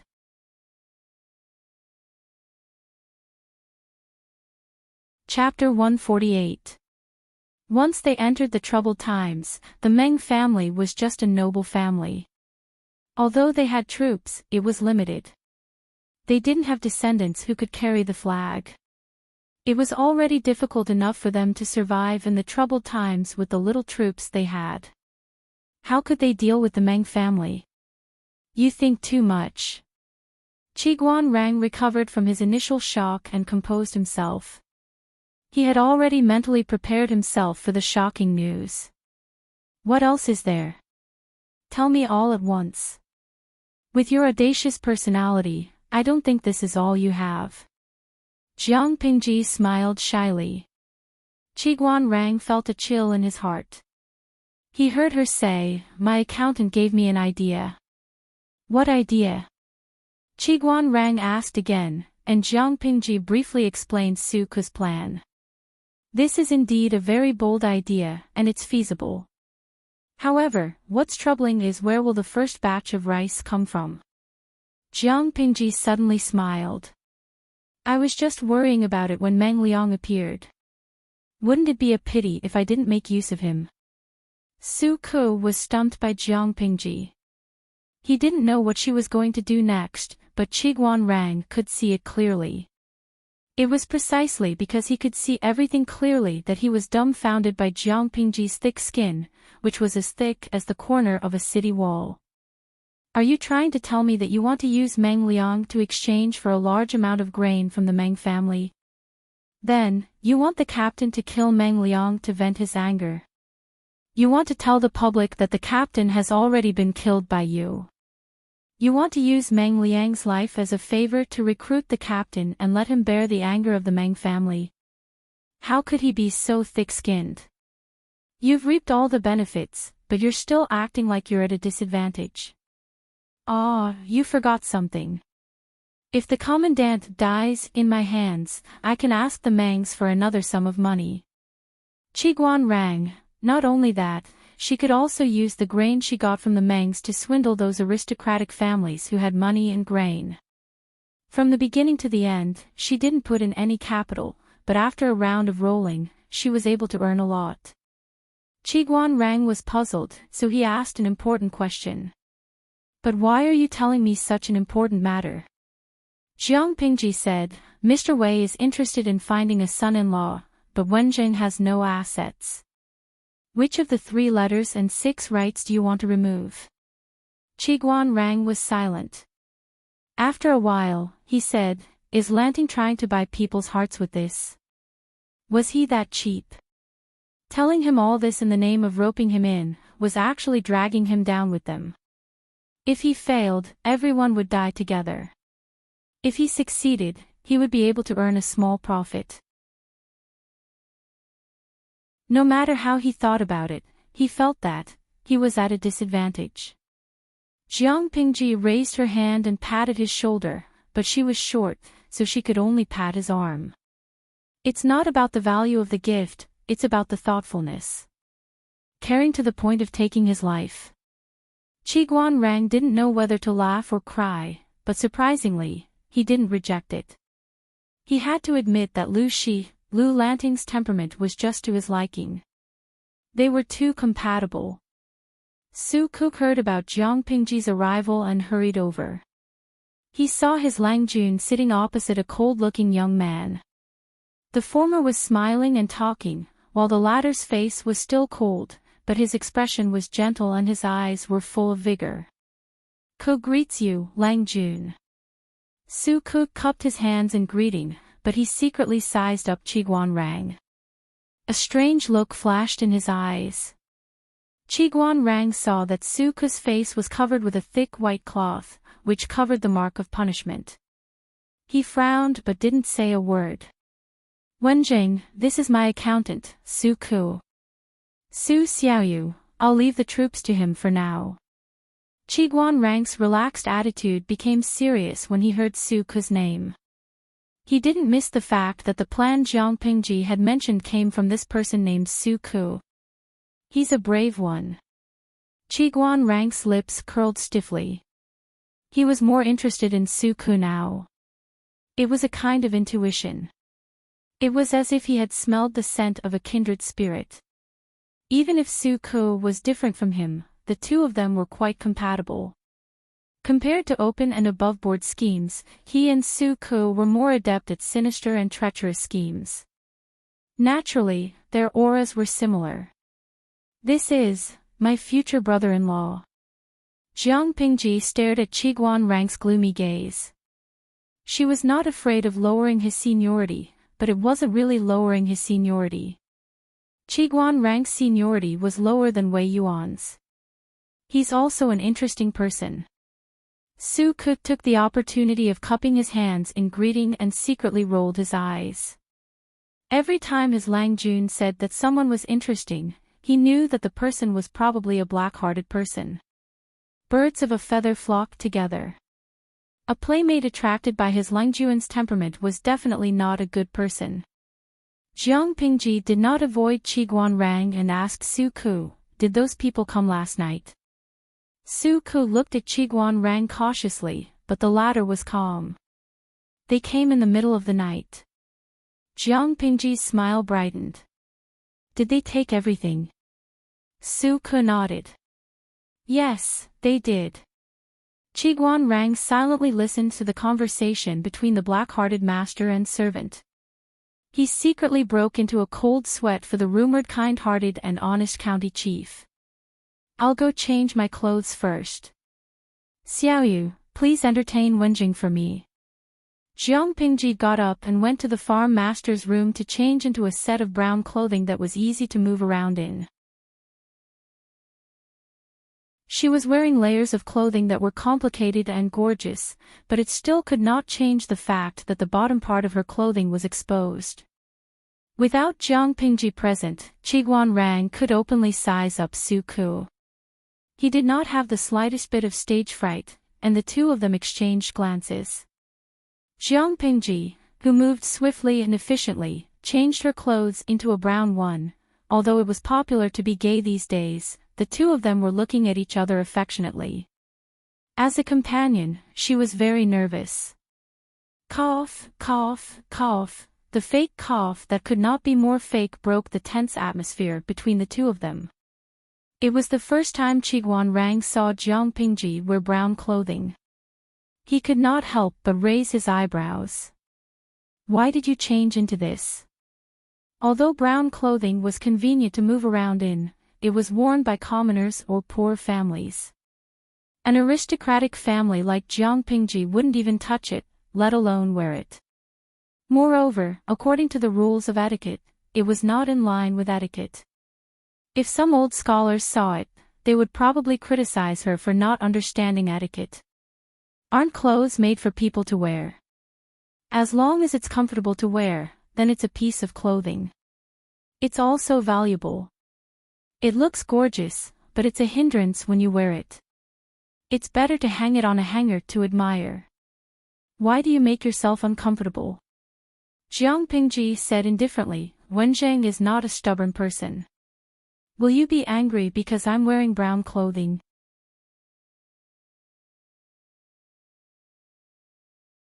Chapter 149. When the child heard this voice, he subconsciously stopped sobbing and looked pitifully at the other person with his large, watery eyes. Then, with a loud wail, he turned around and crawled 2 steps towards his friends. Although these children were young, they were very vigilant. In today's world, there were many people who actively sold their children, and there were also many people who racked their brains to kidnap other people's children and sell them. There were only a few tenant farmers in the entire farm, and they were all familiar with each other. When they saw a strange man, and such an ugly one at that, how could they not be shocked? The children screamed and ran in all directions, attracting the attention of the adults who were doing farm work nearby. Nowadays, there were too many black-hearted traffickers who abducted and sold children. Women often gathered together to talk about family trivia. Most of the content was related to trivial matters like rice, oil, salt, soy sauce, vinegar, and tea. Most of the gossip was about which family's child was taken away by a wolf, or whose child was secretly stolen and sold by a trafficker because the adults were not paying attention, causing the family to be forcibly separated from the flesh and blood. In order to prevent such tragedies from happening in their own homes, the adults often told their children stories of children being kidnapped and sold by human traffickers, or stories of children being eaten by wolves. This was to raise the children's vigilance toward strangers, and also to prevent them from running around casually. Hearing the children's screams, 2 men who were doing farm work hurriedly ran over with a hoe on their shoulders. Go away. What are you trying to do? Stay away from the children, or else I'll hammer you to death with a hoe. One of the tenant farmers threatened with the hoe in his hand, while the other protected the frightened children. The 2 of them stared at the black-faced man as if he was a human trafficker. I'm telling you, this is a noble's farm. If you don't want to die, stay away. The black-faced man's clothes were a little shabby, and there were even some places where there were tears, revealing the bronze skin underneath. He didn't look like a good person, and with the children crying in fear, the 2 tenant farmers were naturally even more wary of the black-faced man. The black-faced man's cheeks blushed, and he waved his hand slightly, indicating that the 2 tenant farmers did not need to be so guarded against him. However, his face was too dark, and it was unknown what kind of coal cinders had stained it. It was impossible to tell if he was blushing or not. No, no. I'm not a bad person. Brothers, you don't have to be like this, I'm just a passerby. No. Don't be like this. He moved a little closer, but not only did the two tenant farmers not dispel their suspicions, they became even more vigilant. Not to mention anything else, this black-faced brawny man in front of them was extremely tall and sturdy. He was taller than them by a whole head, with a stocky back and a stocky waist. Even though he was wearing extremely shabby sackcloth clothes, it still couldn't change his oppressive aura.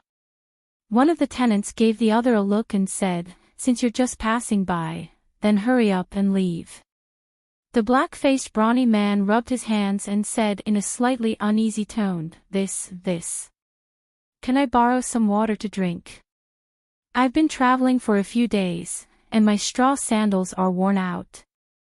I haven't eaten much either. I don't know if the two of you can do me a favor." Only then did the two tenant farmers notice that the straw sandals on the burly man's feet had been worn out to the point that they had no soles. A few black toes were exposed, and when they noticed that they were staring at them, they moved uneasily. There were even some blisters mixed with blood on them. Seeing the black-faced brawny man's pitiful appearance, and knowing that he really didn't have any ill intentions, the two tenant farmers softened their hearts. It wasn't easy for anyone these days. After the alarm was lifted, one of the tenant farmers secretly heaved a sigh of relief. As long as he wasn't a trafficker or a bandit from the nearby mountains, everything would be fine. The atmosphere of the farm was simple, and they took good care of the travelers who passed by. It was normal for them to borrow some water. "Your feet are worn out. If you don't mind, you can wear my shoes first." As he spoke, one of the tenant farmers took off a clean straw sandal from his shoulder and gave it to the black-faced brawny man, indicating for him to put it on. Because straw sandals were very expensive to work in the fields, the tenant farmers were used to having an extra pair when they worked in the fields. This is too much." The black-faced robust man put on a bashful expression, appearing extremely embarrassed. However, under the other party's enthusiastic request, he finally carefully put on the clean, clearly new straw sandals. "Thank you, little brother." The black-faced brawny man's feet were very large, and when he stepped on the straw sandals, they covered the entire upper of the shoes, revealing some of his feet. This is nothing." The tenant farmer smiled in a friendly manner and put down his hoe.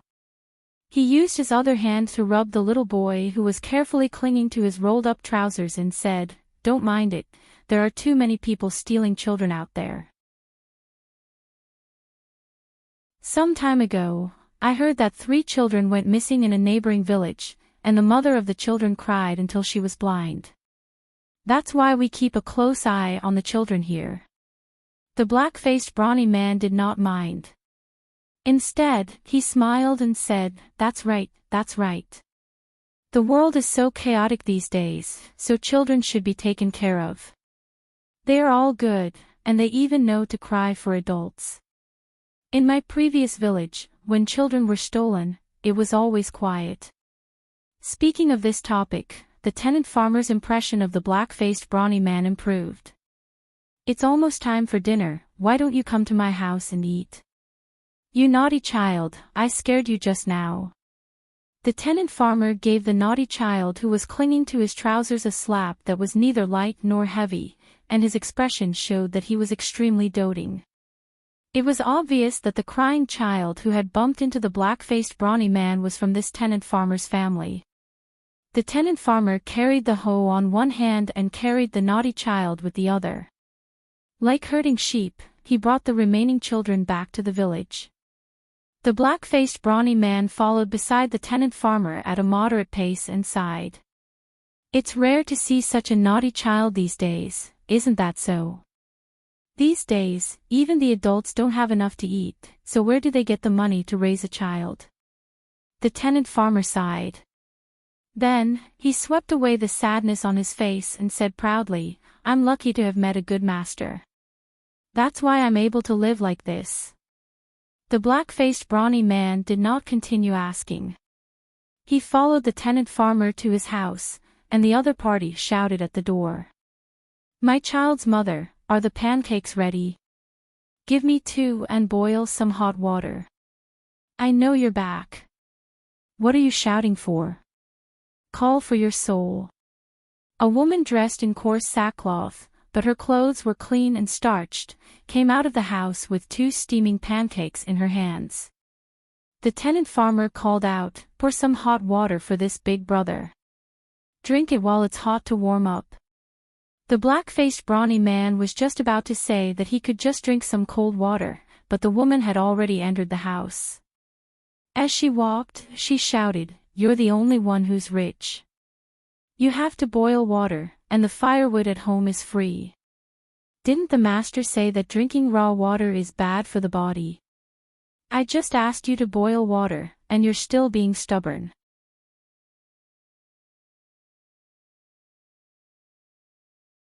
Chapter 150. We provide you with wonderful novels to read. Come on, brother. We don't have anything good to serve you at home. Here are some pancakes we just baked. Eat them while they're hot. The woman came out again and poured hot water and a delicious pancake with some minced meat for the man.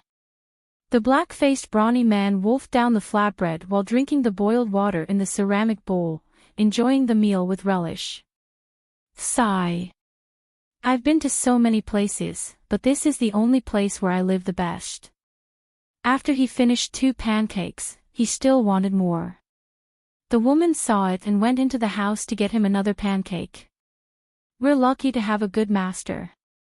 Otherwise, the whole family would have to drink the Northwest. The tenant chewed on the pancake and sighed with emotion. The man nodded in agreement and asked casually, "Which family is the master of this place?" "He's so kind. He's like a living Buddha in the temple. I've been to a lot of places, and the tenant farmers there all want to curse the main family. You don't know this, but the master of this place has a great background. Have you heard of the county chief of Who County? Our master's wife's husband bought this manor from her, and the people in the manor are living a good life now. They can eat some minced meat every few days, unlike in the past. All year round, we could only smell the meat on New Year's Day." The tenant farmer sighed with pride on his face. It was a pity that the master's wife died so early. Almost all the tenant farmers on the farm had to burn 3 sticks of incense a day. The county chief of Who County? I've heard of him. He's a good man. The man's expression changed slightly, but his face was too dirty. Ordinary people couldn't tell what had changed. Isn't that right? In my opinion, the master's family is the best in all of Dongqing. They're not like the other animals. They all suck human blood. The county chief of Who County, Lu Zhongqing. The man secretly clenched his fists and said, "It's a pity. Otherwise, I'd like to see what a living Buddha looks like." The tenant farmer said quickly, "The master's husband is coming to the village today. If you..." Before he could finish, his wife slapped him on the back of his head. "What nonsense are you talking about? If you offend the master's husband, how can you face the master's wife?" The woman's face was fierce. "Besides, what if you accidentally cause trouble for this brother? Don't even think before you speak. If anything happens, you'll be responsible for it." The woman was indeed worried that the black-faced man would frighten the noble, but she was also thinking for the black-faced man's sake. The reason why nobles were nobles was that they were nobles from head to toe and were timid. If they saw such a rough and burly tramp for the first time, wouldn't they be scared? At that time, if he got angry, he might get into trouble and lose his life. Only then did the tenant farmer realize that something was wrong. He awkwardly chuckled at the black-faced man, revealing a slightly silly smile. The black-faced man did not mind and cupped his hands. "Little brother is too polite. Sister-in-law is right, it's not good to disturb the noble." Although the black-faced man said so himself, the tenant still felt a little embarrassed. Coincidentally, the head of the manor came from outside the fence. He could hear him shouting from afar, "Taiju, do you still have your fishing rods?" The tenant craned his neck curiously. When he saw it was the head of the manor, his face showed some confusion. "What's wrong, sir?" The master's husband said he wanted to go fishing with his friend. "There are no fishing rods in the village, right? Quick, take them out and use them." The tenant farmer was dumbfounded and mumbled, "The master's husband is such a precious person. It's not good to use my fishing rod, is it?" The head of the manor said impatiently, "I told you to take them out, so take them out. Don't talk so much. It's not like I won't return them to you. I don't care about the fishing rod." The tenant farmer put down the half-eaten biscuit and got up to get a bunch of things from the house, including a variety of fish baskets and bait he made himself. "Do you want to send them to the master's husband now?" "Of course." The head of the manor said, "Also, call 2 people who can swim to protect the master's husband in case something happens. Everyone is busy with farm work now. Where can we get people in such a short time?" The tenant farmer mumbled. The black-faced man rubbed his hands nervously and stammered. Should I go with him? I know how to swim. I can hold my breath in the water." When the head of the manor heard this, he glanced at the black-faced man and then at the tenant farmer. He flatly denied, "No, it's scary. I've been walking in the mountains for a few days. I can wash my face and it's clean. It's not scary. Sir, he's just passing by. He's quite kind. He heard that the master's husband is nice and thinks he's a living Buddha. He wants to see him from afar. Look, everyone is busy with farm work now. I can't get people who can swim for a while. Why not let him go over and help me? I'll keep an eye on him. I won't let him scare the master's husband." The tenant farmer was a good person and backed up the black-faced man. The head of the manor thought about it. Time was indeed tight, so he simply nodded. However, he still ordered again, "Keep an eye on him. Don't scare the master. Get him a basin of water to wash his face. It's dirty." The black-faced man thanked him profusely. He tidied up his face and became much cleaner.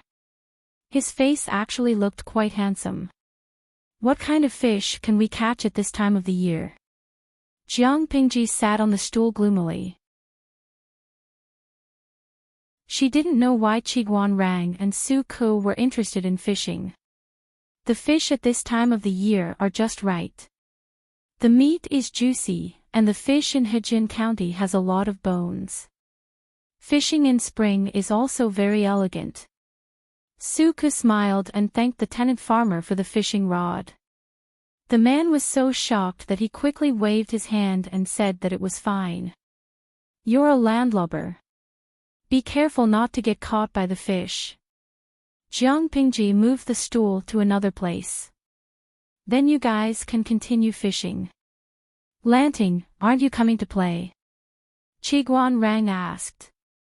Jiang Pingji was too lazy to look up. She rested her chin on her hand and said with certainty, "I can't catch any fish. Then I won't play." Qiguan Rang was amused by her words. No matter how bad one's fishing skills were, there would always be a catch if one was patient. However, he did not know that Jiang Pingji was not being modest or lazy when she said that. The killing intent on her body was very faint, but fish were extremely sensitive creatures. They could sense things that ordinary people could not. It would be strange if Jiang Pingji could catch a fish. Jiang Pingji looked at the 2 people sitting on the stool, fishing with one fishing rod in each hand. She looked away. She had no interest in such a boring activity. She lifted her leg and kicked the fish basket beside her. She turned her head and saw a pair of eyes that had been observing her. "You don't look like a tenant on the farm," she said. The black-faced man's heart skipped a beat when he heard her question. It was as if he had been seen through. However, he still calmed himself down and smiled generously. I'm not from the village. I heard from Taiju that the master's Langjun is a living bodhisattva, so I'm thick-skinned enough to come and take a look. Jiang Pingji asked again, now that you see me, do I look like a living Buddha in the temple? Was she a living Buddha who could scare the nearby fish to Qiguan rank side with her aura? The black-faced man chose to remain silent.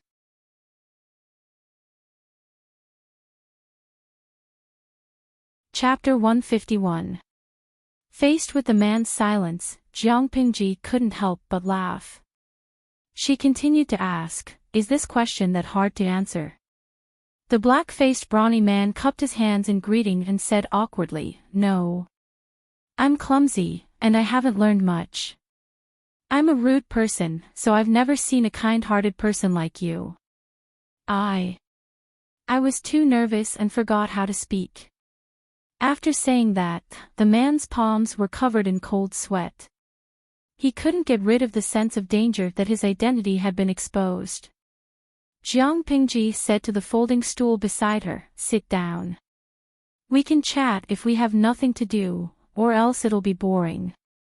Stools were easy to carry and easy to place.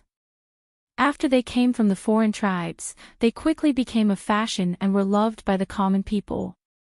Usually, when they had nothing to do, they would take a small stool and sit in the yard, chatting with their neighbors and gossiping. However, this kind of portable item also had a common characteristic, which was that it was very delicate and exquisite. Looking at the small folding stool, then looking at his own height, the black-faced brawny man nervously rubbed against the side and sat down. His legs involuntarily exerted force to reduce the pressure his weight exerted on the folding stool. His muscles tensed up, making him look extremely awkward and uncomfortable. Seeing his action, Jiang Pingji's lips curled into a smile. The dark-faced, brawny man's heart skipped a beat and he almost jumped off the stool. Don't be so nervous. You said that I'm a living Buddha, so a living Buddha wouldn't harm anyone, right? Because of her age, Jiang Pingji had not really started to develop. Her voice still had a childish tone, but she pretended to be gentle. Not only did it not make the man feel better, it made him even more nervous. It was a warrior's intuition. Lang Jun, you must be joking. You're so cute. Why would you harm anyone? The man was so nervous that he stuttered. His back was already covered in cold sweat. His forehead was also sweating, and his hands were shaking uncontrollably. Not necessarily. Jiang Pingji picked up a pebble from the ground and threw it into the water skillfully. The pebble bounced 3 times on the surface of the water before falling into the water. I heard from my father that there's an in-law in Meng County in Sang Prefecture. Their child is really cute. He looks like a girl, and if he wears women's clothes, he'll be able to outshine everyone else. Have you heard of it?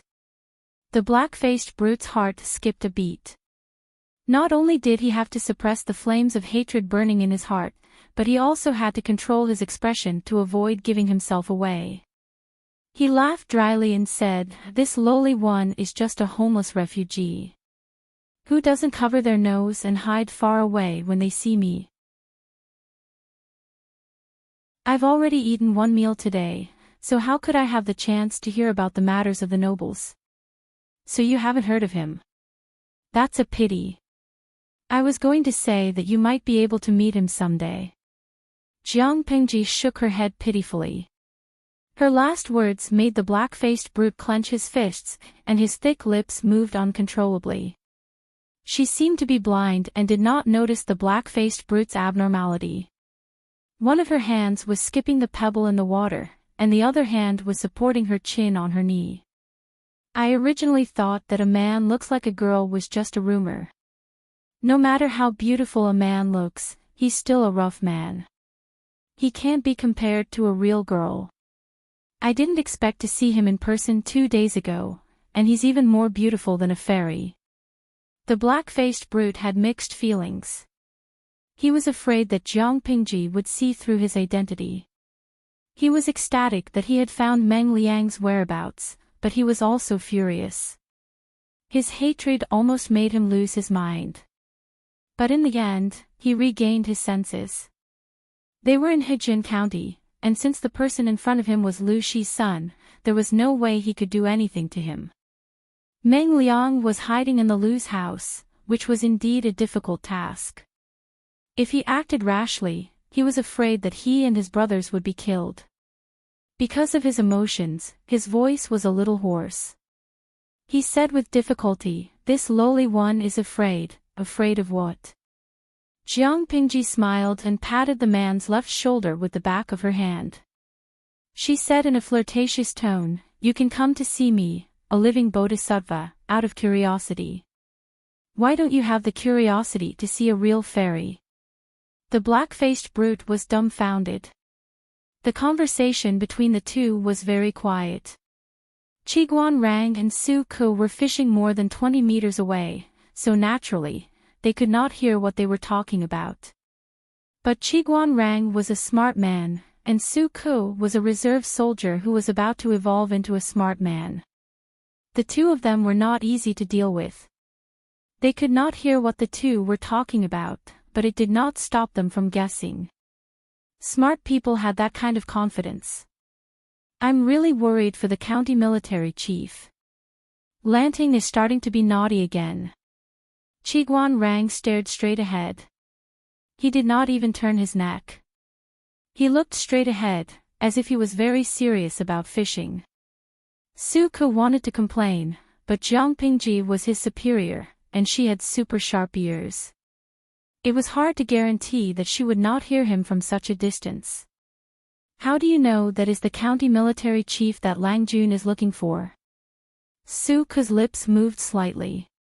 His voice was as soft as a mosquito, so only he and Qiguan Rang could hear him. Even if he is not the county military chief, he must be one of his followers. Otherwise, look at your Lang Jun. Why would she smile so confidently? She looks more like a cat that is trying to suppress a mouse and pretending to be kind. One who is unaccountably solicitous is hiding evil intentions. Su Ke was silent. Qiguan Rang was right. His Lang Jun did not like to do meaningless things because it was a waste of time. Once she showed interest, it would only prove that the other party was beneficial to her, and that it was worth her time. Other than that, Qiguan Lang Jun does not have his own judgment. Su Ke asked. Even though he knew that Qiguan Rang was also someone that his Lang Jun had her eyes on, he could not help but want to find out more about him. Qiguan Rang did not get angry at Su Ke's provocation. Instead, his eyes flashed with a hint of mockery. "Didn't you notice that the big brute is sitting right next to Lanting? If he was a real refugee, how would he have the guts to sit next to the son of a noble family? Even if Jiang Pingji allowed it, a normal person would not dare to sit with the other party out of fear and apprehension to avoid getting into trouble." When Qiguan Rang mentioned his name, Su Ke suddenly realized something. His hand that was holding the fishing rod stopped. The fish that was about to take the bait was startled and swam away. After a while, Su Ke hung the bait on the hook again and continued to talk in a low voice. "Qiguan Lang Jun's eyesight is indeed admirable. I now understand why Lang Jun likes you so much." Qiguan Rang pursed his thin lips and said, "I think that Lanting has already guessed the other party's identity when they first met." Ha!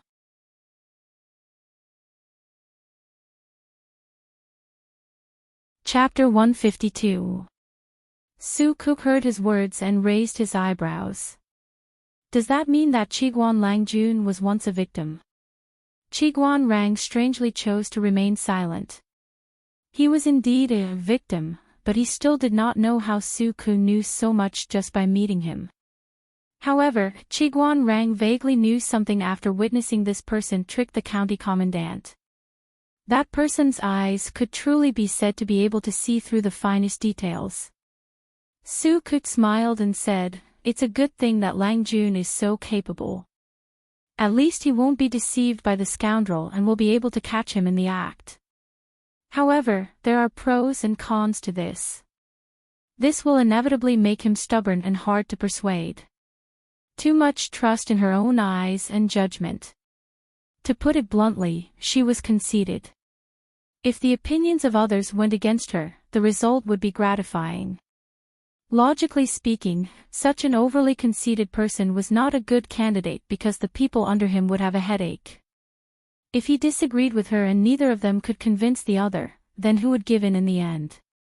Chiguan Rang listened carefully and asked in a low voice, "If that's the case, aren't you worried about yourself, Xiaoyu?" Su Ke said, "Even so, the advantages outweigh the disadvantages. Lang Jun may be conceited, but he still knows his limits. If someone disagrees with him, they still have to be reasonable. He still listens to other people's opinions. Other than that, Lang Jun doesn't like to interfere in areas that he's not good at. This is much more likable than those idiots who want to criticize others." After saying this, Su Ke added, "Moreover, even if that's not the case, Ku's slave contract is still in his hands. I can't fly away even if I have wings. The earlier I accept my fate, the earlier I get rid of unnecessary worries. Otherwise, I'll worry about nothing and make myself uncomfortable." When Chiguan Rang heard the words, slave contract, he was stunned for a moment. He did not expect Su Ke to sell himself into the Lu residence. Su Ke's demeanor and aura were not something an ordinary servant could have. "I was young and frivolous. I did something wrong and fell into a wolf's den." Su Ke sounded like he was complaining, but whether it was the expression on his face or the relaxed smile in his tone, it showed that he was not angry. "For a period of time, I was so scared that I couldn't sleep at night." Chiguan Rang furrowed his brows and said, "Although Lanting's temperament is strange, her way of doing things is still considered proper. How can she scare you?" "I didn't say that Lang Jun was scared." Lu Shi's poisonous gaze from that day was still a frequent visitor to his nightmares. The two of them chatted in low voices. Their voices were as soft as the buzzing of a mosquito and could not be heard from a few steps away. No matter how good Jiang Pingji's hearing was, her mind and attention were not on the two fishermen. Meng Hun, the black-faced brawny man in disguise. He tried his best to bring the topic back to Meng Liang, but Jiang Pingji acted as if she didn't realize it. She just chatted with him and asked him about the interesting things she had seen along the way. The topic went around in circles, but Jiang Pingji still held the initiative. In the end, she suddenly sent an invitation to Meng Hun, her eyes sincere and earnest. "It's not easy to measure so much land with one's feet in the short span of 100 years. I'm a little envious." He had been trapped in Hejin County since he was young and had never been to other places. "The Central Plains is so vast. I really want to see it." Looking at Jiang Pingji's longing and innocent expression, Meng Hun suddenly saw his daughter. She used to complain to him about being trapped in the inner courtyard. She couldn't gallop like him, couldn't risk her life for the family, and couldn't build a career. He twitched the corner of his mouth and said bitterly, "Lang Jun, you haven't experienced any hardships. The outside world is full of barren hills and unruly rivers. Even if you stay at home, disaster will fall from the sky.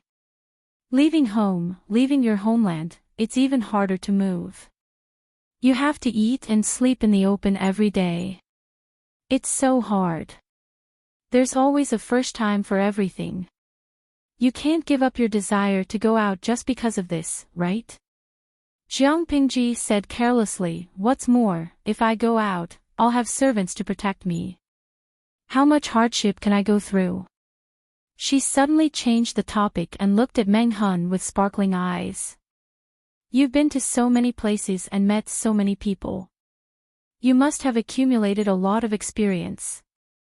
I can see that you're tall and strong. You're no worse than the servants in my house.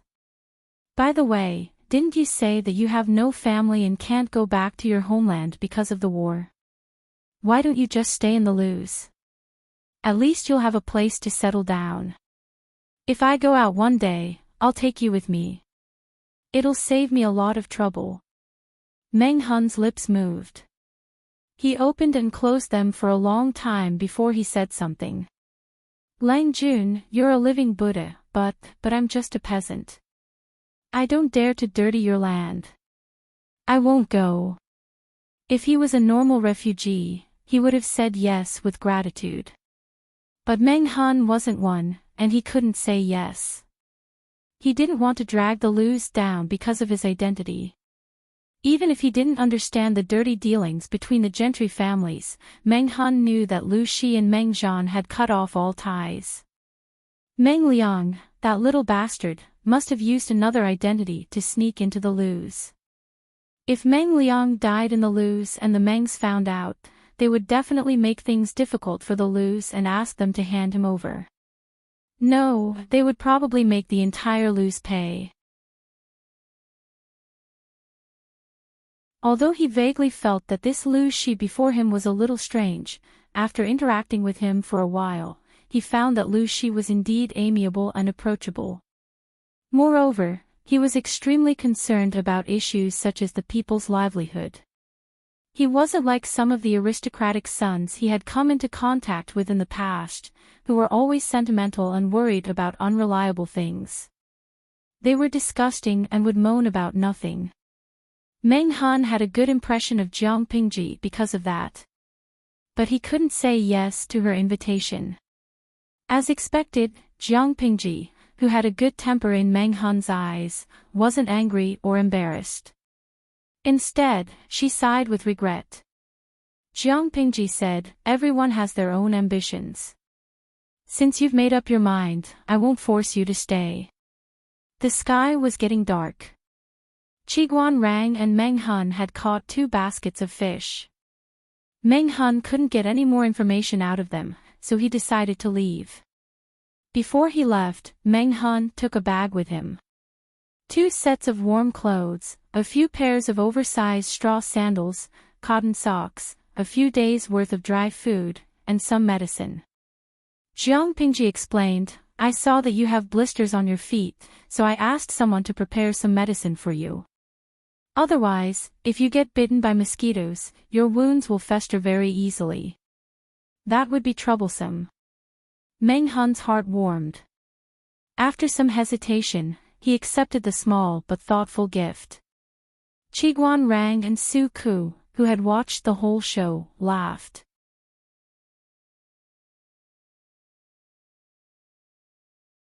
Chapter 153.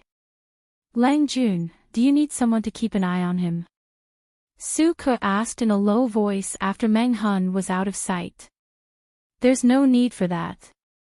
He'll come back anyway.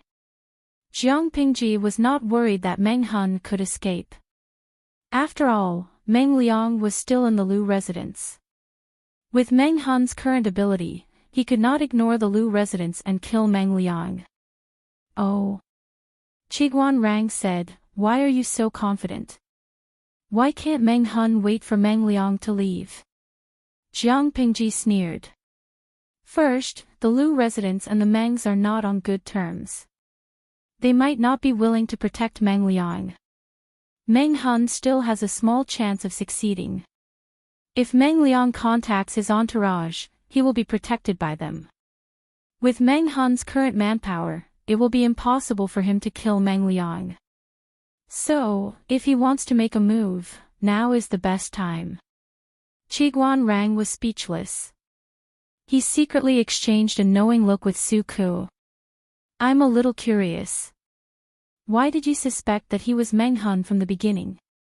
Qiguan Rang asked. Jiang Pingji heard the question and looked at Qiguan Rang. "Isn't it obvious? I didn't suspect that he was Meng Hun. I was sure that he was from the beginning. Even if he deliberately disguised himself, his technique was clumsy and there were flaws everywhere."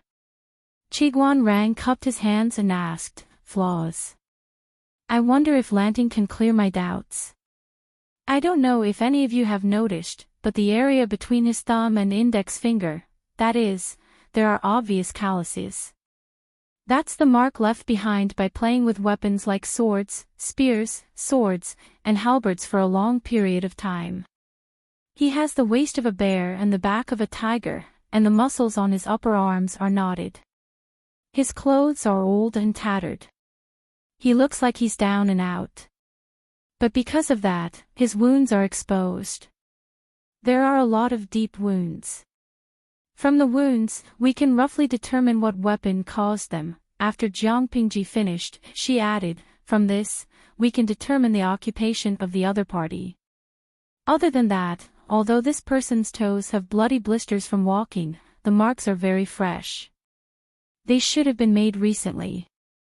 The calluses on her feet are old and thin, which means that she once had a hard time. However, it didn't last very long. After that, the boots she wore were all soft and comfortable. Her living conditions improved a lot. Although there are calluses, they aren't thick. Not only that, he is literate. There are traces of painstaking practice on his right hand. If one started to practice calligraphy from childhood, even the most inattentive and crafty students would have their knuckles slightly deformed. The degree of deformity varied from person to person. However, although this person's fingers show signs of calligraphy practice, the knuckles are not deformed. This means that this person has been practicing calligraphy for about 19 or 20 years, and his body's skeleton is more or less fixed. Jiang Pingji analyzed as she held out her right hand for them to see. Qiguan Rang and Su Ke were both dumbfounded. They could not help but stretch out their hands. There was indeed a little mark on their knuckles.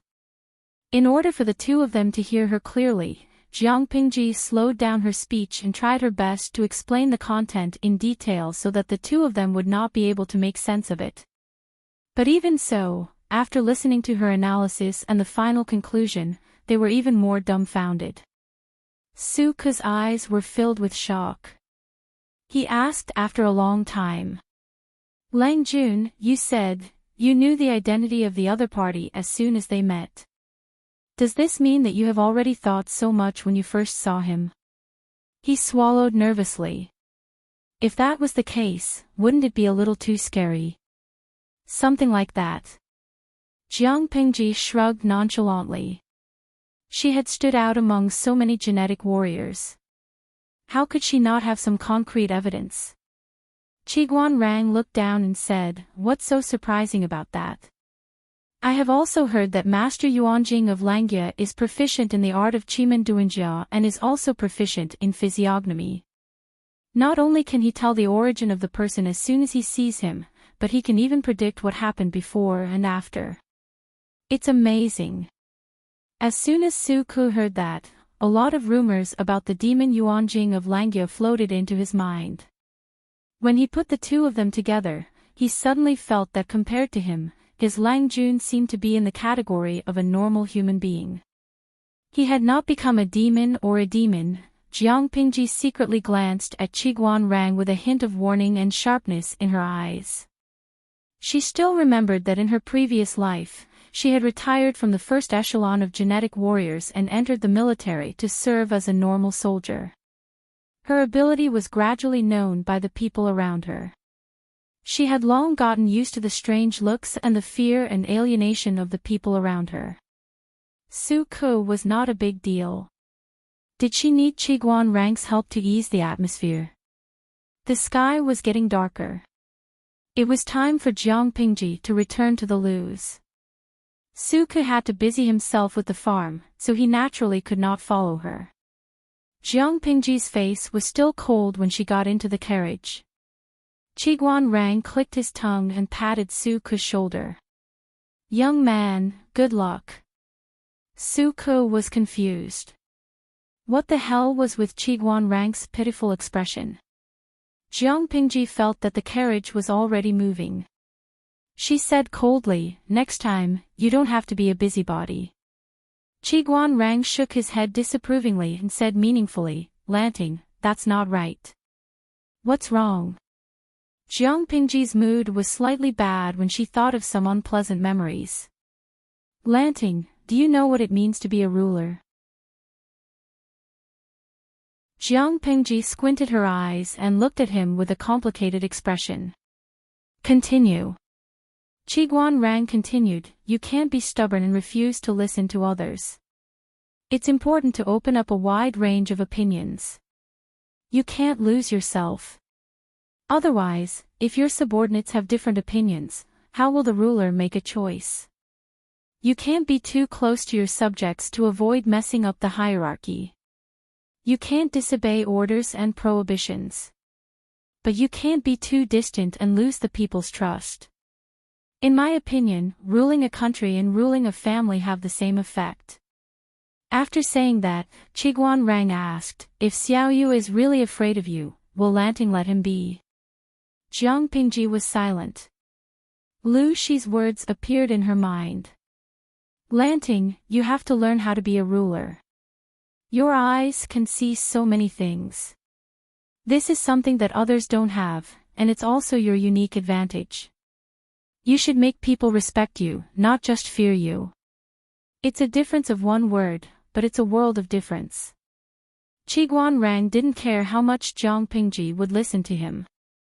After all, he had already said it.